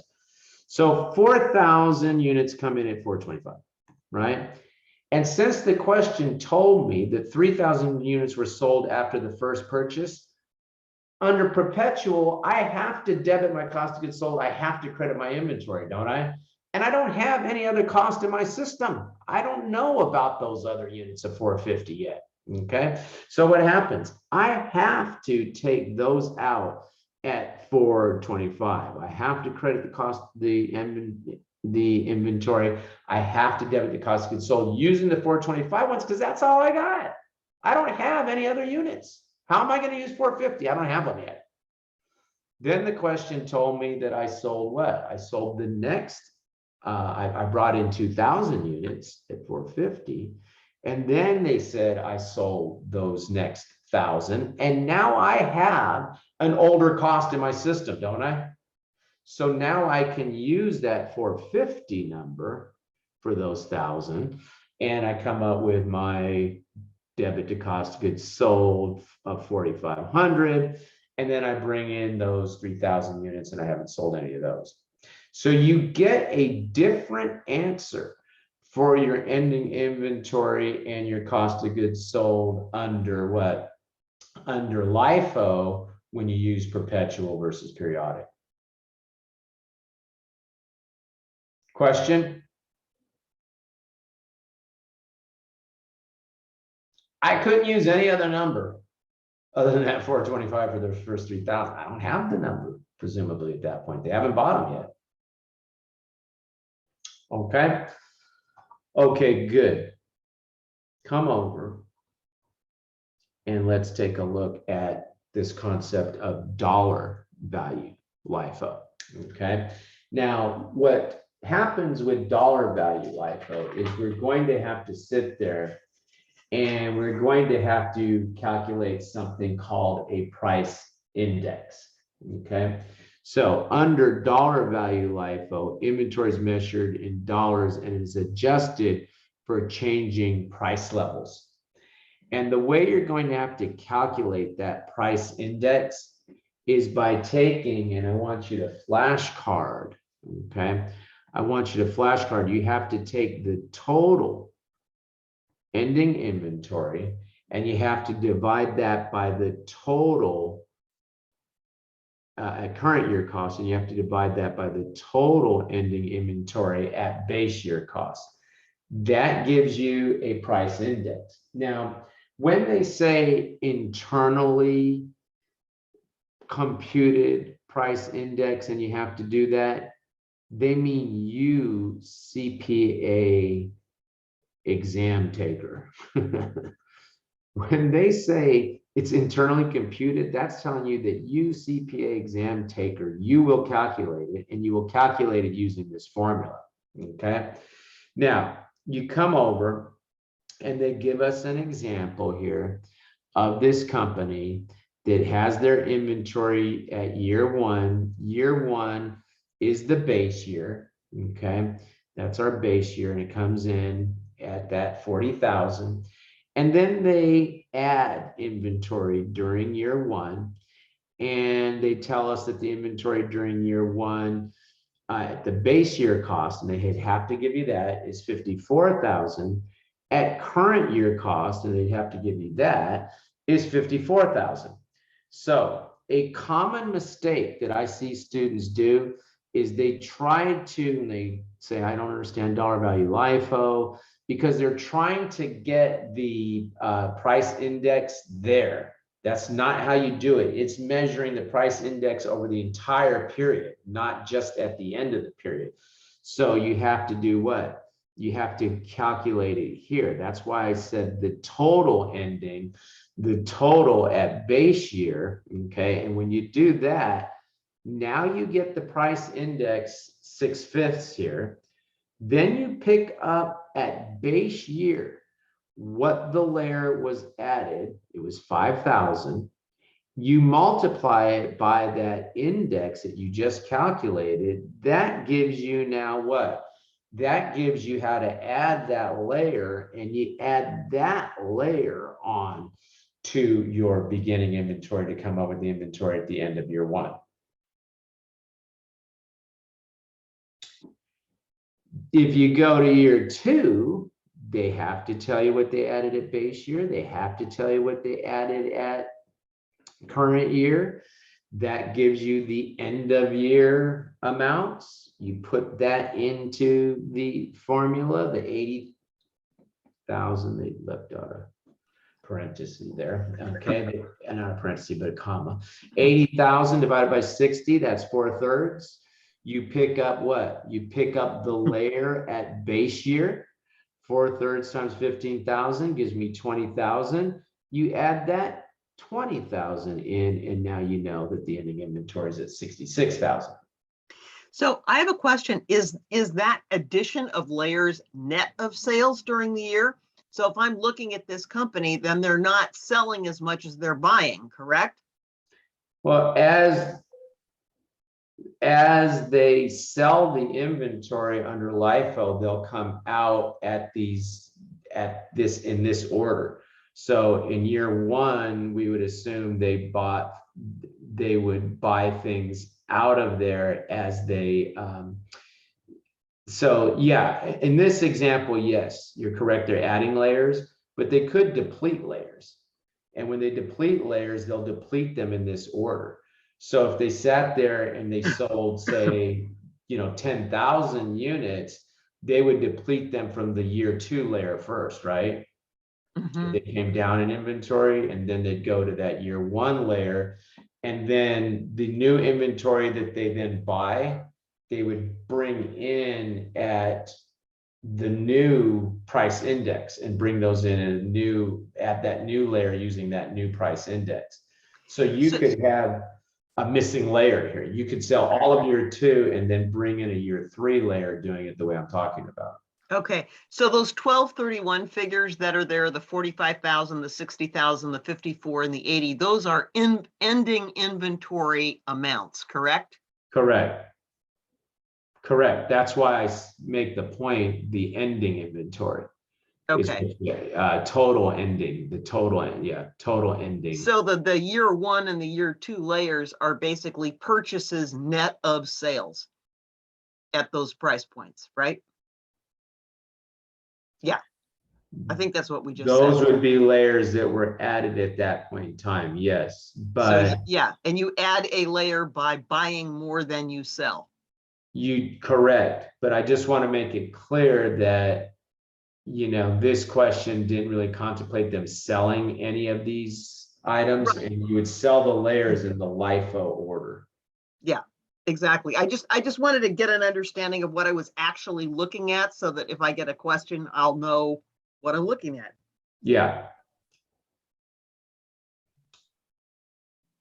I mean, in this what's kind of in this example, it's not a question. Here they assume that the 5,000 were essentially still sitting there after year two, and I'm saying they could be gone at that point. Yeah, and that would change your calculation here. Exactly. Yeah. But if they were, you wouldn't have 5 there. You'd have another number. Correct. Right.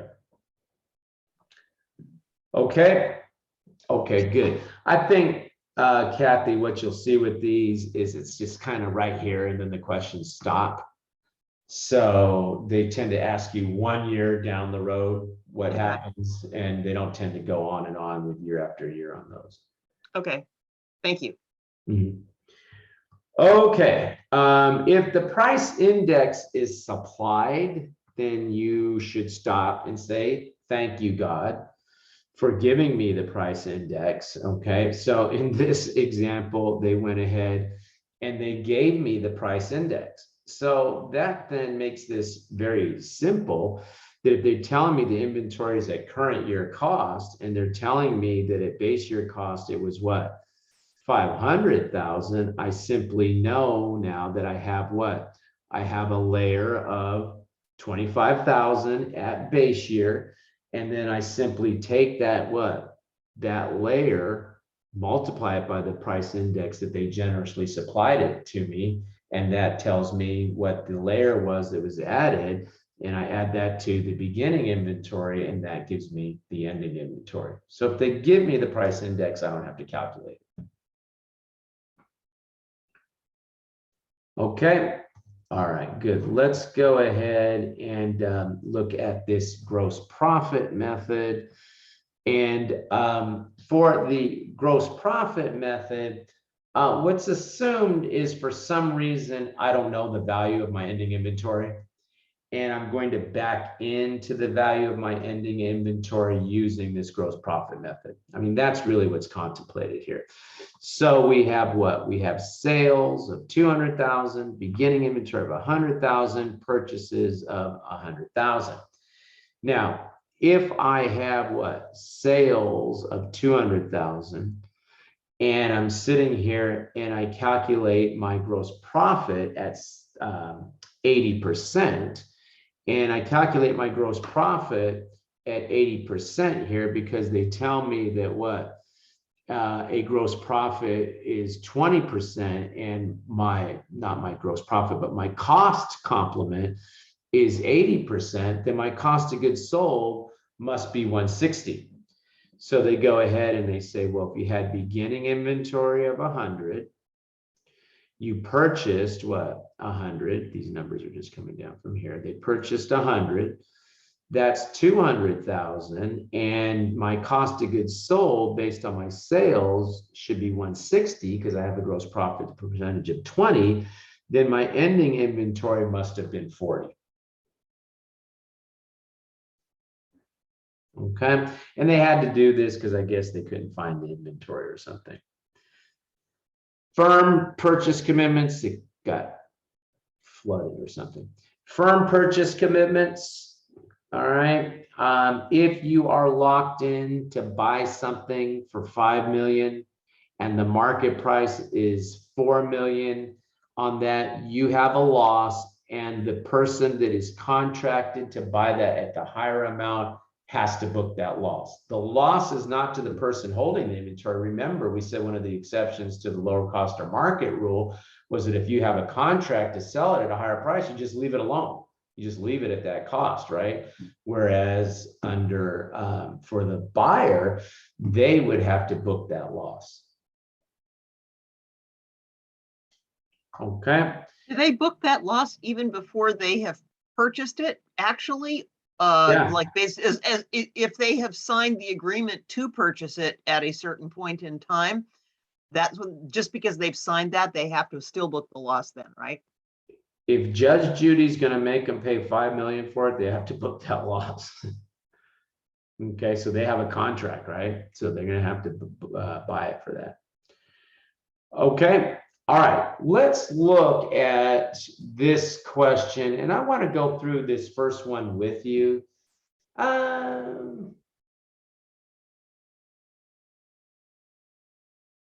Yeah, no, I'll let you play with it for a minute. I'll tell you what, I'll give you 2 minutes, and then after 2 minutes, I'm gonna butt in, even if you're not done, and I'm gonna show you the best way to work a question like that. Okay, so let's just go ahead and let's give you 2 minutes, and then I'm going to butt in after 2 minutes. I'm gonna hold you to a strict 2 minutes, guys.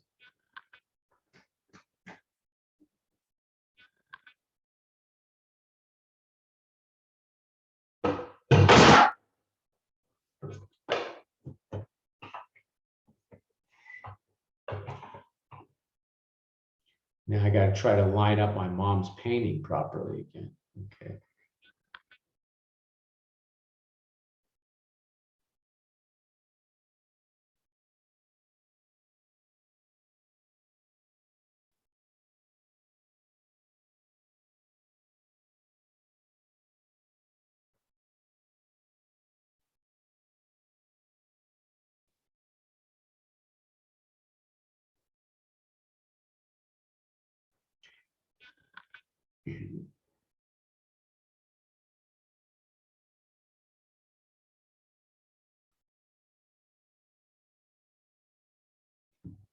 Don't look up the answers ahead of time and pipe them in, guys. There's no way you could have worked that question that fast.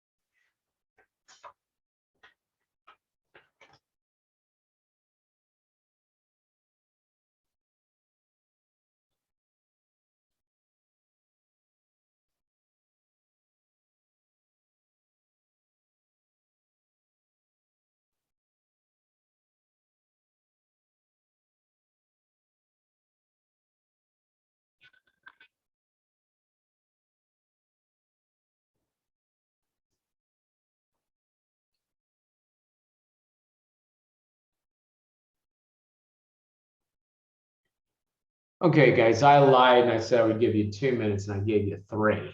Okay, so let's just go ahead and let's look at this one. And most of us got it right, but I just have some doubts on the validity of that percentage because I think like 5 of the answers went up after 30 seconds, which is impossible to work this question in 30 seconds. So let's just go ahead. C is the correct answer, but let's just go ahead and let's work this one together. And I'm going to show you the trap you fall into and how you should actually work this question. So they tell me that there was an understatement of the beginning inventory of 26,000 and its ending inventory was overstated by 50,000. And what's the result on the cost of goods sold? Now, your sense is, well, okay, I'm going to take what? Beginning inventory plus what? Plus purchases gives me goods available for sale. And then I'm going to subtract the what? Ending inventory. Ending inventory. And I should be able to figure out the impact of these problems, these overstatements, these understatements on cost of goods sold. And your instinct is to deal with the problem with the inventory, ending inventory, beginning inventory simultaneously. And deal with them one at a time. You don't have to sit here and deal with them simultaneously. So for the problem with the beginning inventory, they tell me it was overstated by what? 26,000. I don't care what the purchases were. It's not relevant. That means that the goods available for sale is what? 26,000 too high, isn't it?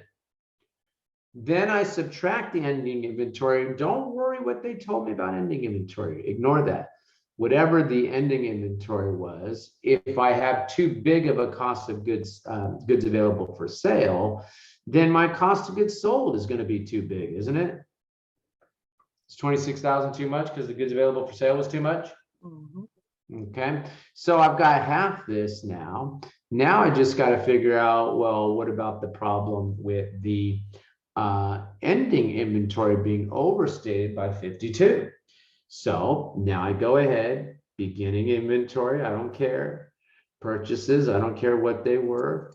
Goods available for sale, I don't care what it is. Let's put my X's there because that's my goods available for sale. I don't care what it was. Okay, then they told me that the ending inventory was what? 52,000 too big. That means that I did what? I subtracted too big of a number from my goods available for sale. So that means that my cost of goods sold is going to be what? Is going to be 52,000 too big because I subtracted too big of a number away from my goods available for sale, didn't I? Because my ending inventory was overstated. And so when I add those two overstatement effects on the cost of goods sold, I get 78,000 overstated, which is the answer to this question. Oops. What did I do wrong? Your 26 was understated. Yeah, they're both understated, guys. I'm sorry. I don't know why I put plus. No, there. it says understated by 26 and overstated by 52. No, they're both understated. I just messed it up. I think, Professor, because Stop. I'll explain it. I said the wrong thing. I don't want this to turn into a free-for-all. Okay. The what? Goods available for sale. Was I see. Yeah, what you're trying to tell me. Sorry. Was what? Let's start over. God damn it. Beginning inventory was what? 26,000 too small, right? Are we all in agreement of that? Okay. Whatever the purchases were, that means my goods available for sale is what? Understated by 26,000. I don't care what the ending inventory was, even though they gave me information. Cost of goods sold is what? Understated 26,000. Are we clear on that? Sorry, I messed that up. Okay, then what? Beginning inventory for the now ending inventory problem. I don't care what it was. Over purchases, goods available for sale. Then I subtract too much, don't I? If I subtract too much, that understates my cost of goods sold. Question? Professor, can I give you a simpler explanation? No. I mean, if it's understated, you're supposed to add 26,000, right? And if it's overstated, you're supposed to take away 52,000. So 26,000 minus negative 52,000, wouldn't that give you 78,000? Yeah, no, you can't give me that. Do it this way. Okay. Go ahead, guys. Don't listen to me. Don't listen to me. And then you sit there and you're trying to figure out why you didn't pass the exam. Okay. Question? Okay. Let's look at question 2, and I'll give you some time with this one.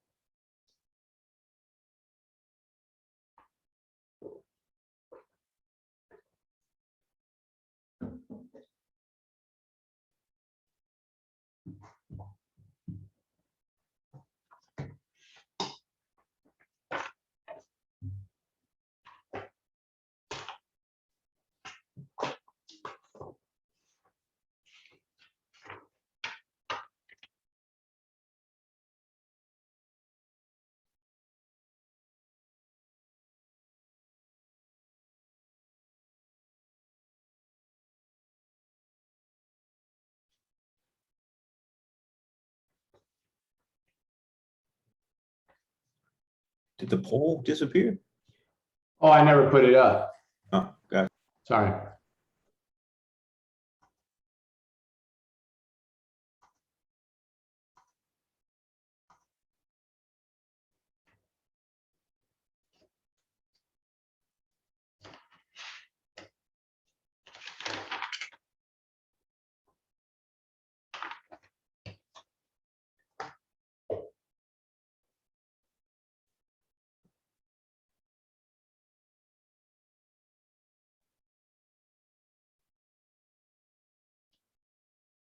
And I kind of now lost track of time. So I'll give you one more minute.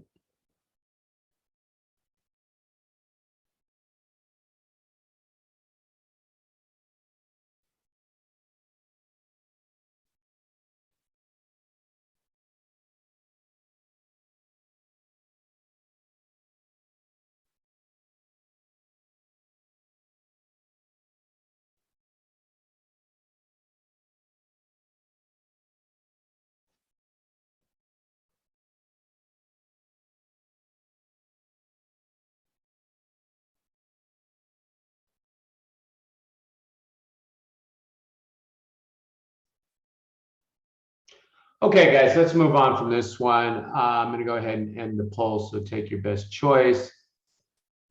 And let's go ahead and see how we did. Okay, this is kind of a tough question, so I'm somewhat encouraged by the fact that, you know, almost 70% of us got it right. But let's just go ahead and let's take a look at this question, and let's also talk about strategies, how you would handle something like this. So they give us some information about the inventory, and then they say that they use the LIFO method, and the amount, what amount should we report as inventory January 31st? So this question is a variation on what I had said they might ask me in a task-based simulation. They're not asking me cost of goods sold, but they are asking me ending inventory here. And they want me to do it for perpetual. They want me to do it for periodic, okay? Now, when I sit here and I look at this, I'm thinking periodic is probably a little easier for me. So I'm going to go ahead and I'm going to use that formula or whatever that I told you you've got to be comfortable with, which is what? Beginning inventory, and beginning inventory, now I'm using periodic first, is what? $2,000? They have purchases, and for the purchases, I'm going to have to do those what separately. I have a purchase of what, 3,600, and then I have a purchase of what, 4,000, right? Okay, right here's the multiplication, right? So I'm going to put that 4,000 in there. So my total purchases here, if I'm doing my math correctly, is 7,600. So I have goods available for sale of 9,600, don't I? Right? Then I'm going to sit there and I'm going to figure out what my cost of goods sold is. I know that my ending inventory is the subject of this question, but I can figure out my cost of goods sold. And my cost of goods sold under the last in, first out is these 800 units times 5. That gives me what, 4,000? And then I would have sold what? I would have sold these $3 ones, and since I sold what, 1,800, I would have had to sell 1,000 of those $3 ones. So I take the 1,000 times the $3, that gives me 3,000. So I have a total cost of goods sold of what? 7,000. Let me get this. I'm going to run into the line here. I'll just move it over here. I have a total cost of goods sold of 7,000. So what happens? I sit here and I say, well, if I have goods available for sale of 9,600, and my cost of goods sold is 7,000, that means that I did what? That I must have had ending inventory of 2,600, right? I must have subtracted ending inventory of 2,600 to end up with a cost of goods sold of 7,000. So when I look at the choices, I'm like, well, look, it's either C or D.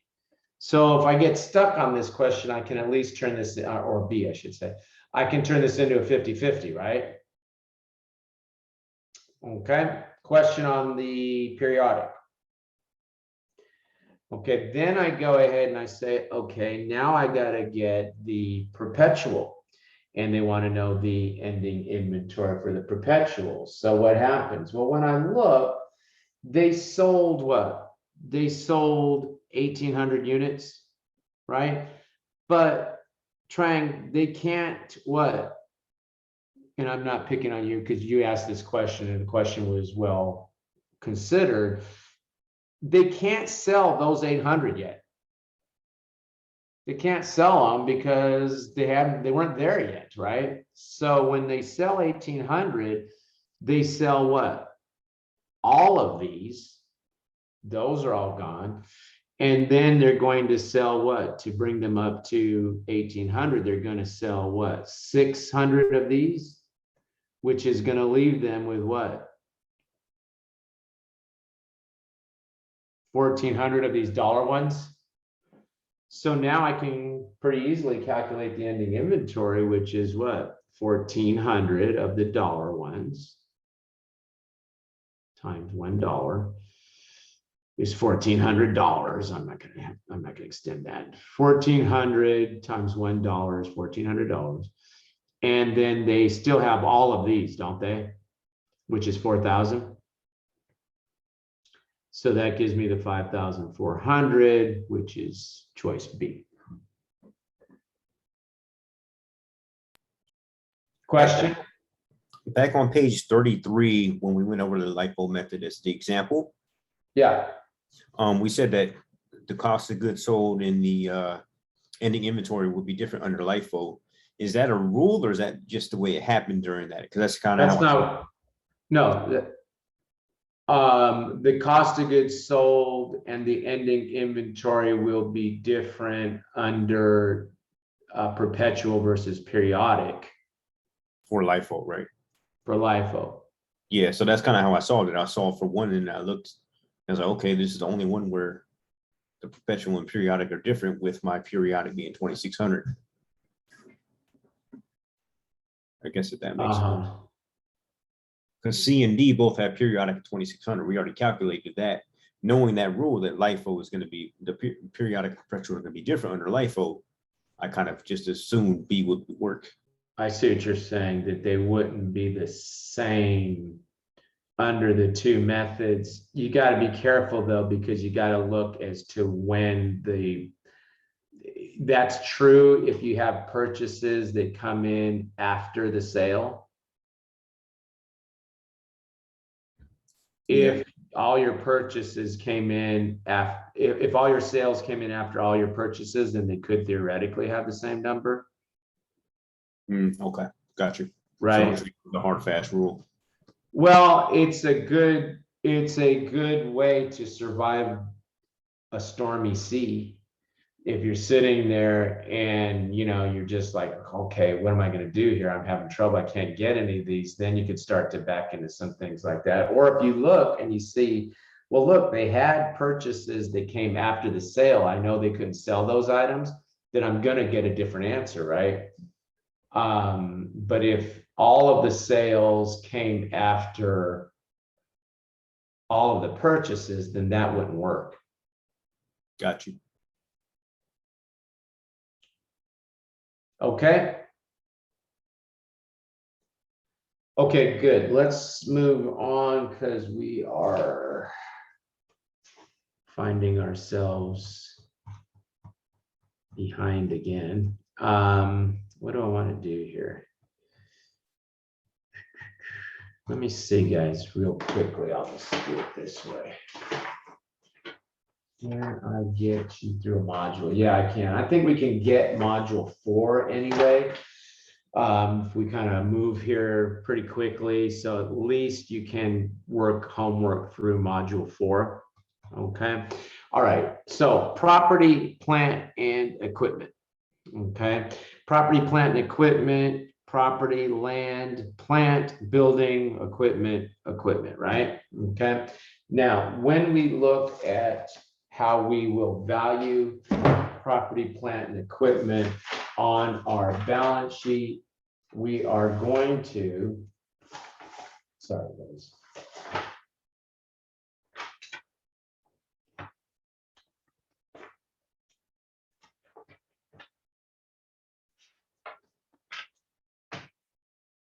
Use historical cost, okay, what we paid for it, right? We use historical cost, even if the land has gone up tremendously since we bought it. We bought a piece of land in 1970, and we know that the value of that has gone up, particularly in the Bay Area, right, tremendously. We're still going to carry it at that historical cost, okay?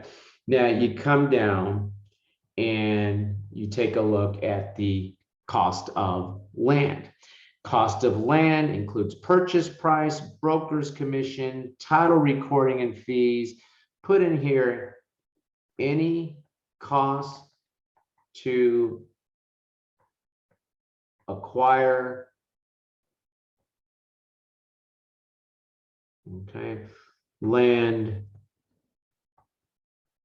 free and clear of title is part of the cost of that land. Okay. Now you keep coming down here and they continue to give me things like legal fees, draining of swamp. Okay. And there's a couple things I'm going to ask you to flashcard here though. I mean, it's sort of a common sense thing, but cost of raising and tearing down an old building, less proceeds from selling, say, standing timber or selling the junk that got knocked down. Junk dealers will buy that from you. You would subtract that. Okay. So flashcard those, but put in there any cost to acquire the land free and clear of title, any cost to prepare land for ultimate use. Whatever it is you're going to use it for, any cost that you incur to get that land ready for your ultimate use is part of the cost of the land. So, you know, I like to look at new houses and I like to go to the housing development and look at the different lots. If you've ever done that, you see these lots that are all nice and flat and ready to go. That's all part of the cost of the land, right? Then you start digging a hole for the foundation of the building or whatever. That's part of the cost of the building, right? But anything you got to do to get that land ready so you can start building on it is part of the cost of the land. Now, land improvements include things like fences, water systems, paving, landscaping, lighting, that sort of thing. Okay. Okay, good. Now you come over and you can see this pass key for, well, let's look at cost of plant first. Cost of land, plant, building, whatever, purchase price, repairs neglected by the previous owner. There's a lot of dry rot or something, and you have to fix those. That's part of the cost of that building. That's not a repair and maintenance. Alterations, architect fees, and we'll talk about construction period interest, looks like next time. But go ahead and flashcard this pass key. For once they give us a pass key, any cost incurred to get the land flat, ready for use is what? Part of the cost of the land. Any cost that you spend digging a hole for the foundation is a land improvement, part of the cost of the plant. Okay. Now here they give us a basket purchase. Okay. And what happens? Let's say you buy a piece of land and it has a building on it already. How much should be attributed to the building? How much should be attributed to the land? And it's important because we don't depreciate land, we depreciate building, right? So let's just put in a little example here. And let's say that you purchase land plus building, and say you purchase that for $500,000. Well, how much of that is land? How much of that is building? So you come in and you get an appraisal. And the appraisal tells you value of land is 100,000 and value of building is 300,000. And sometimes students say, well, why would anybody pay 500,000 if the appraisal is only telling you it's a total of 400,000? And it's because they appraised that land as though it didn't have that building. They appraised that building as though it didn't have that land, that it wasn't sitting on that land. And when you put them together, they could have a different value than what the individual appraisal amounts tell you. So you go ahead, and since you paid 500,000, and I think you know where this is going, what? For the land, it's going to be what? You're going to multiply that times 100,000 divided by 400,000, or you'll take the percentage of the appraised value there, which is going to be 125. And for the building, you'll take that 500,000 and you're going to multiply it by 300,000 divided by the total appraised value of 400,000, or what, 375? And so you would credit cash, you would debit land, 125,000, credit debit building, 375. Okay, so that's, you know, pretty easy. I don't even think you need to flashcard that, but I'm showing you that because they do have questions in there, and I'm just giving you a sense as to how to deal with it. Cost of equipment. Okay, any cost that you incur to get that equipment to your place of business so you can use it is part of the cost of that equipment. So obviously, invoice, less cash discounts. Freight in is always part of the cost of the asset. We didn't say it when we were talking about inventory. We probably should have.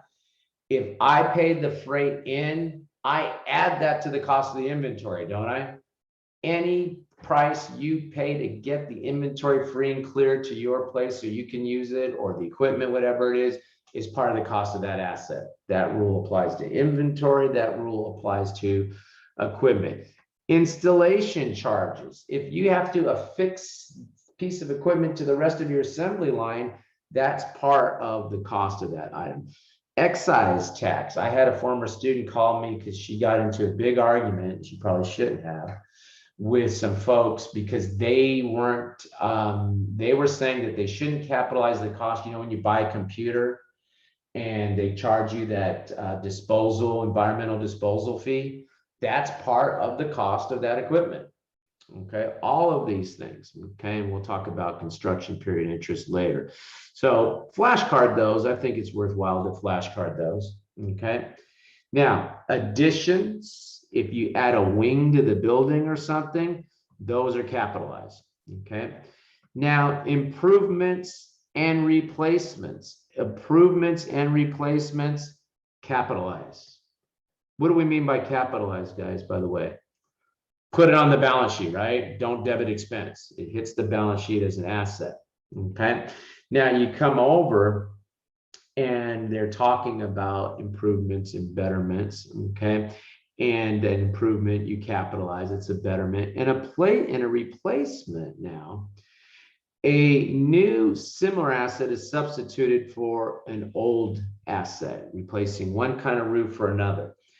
Now, flashcard this. If the carrying value of the old asset is known, remove it and recognize the gain or loss and capitalize the improvement replacement to the asset account. Okay.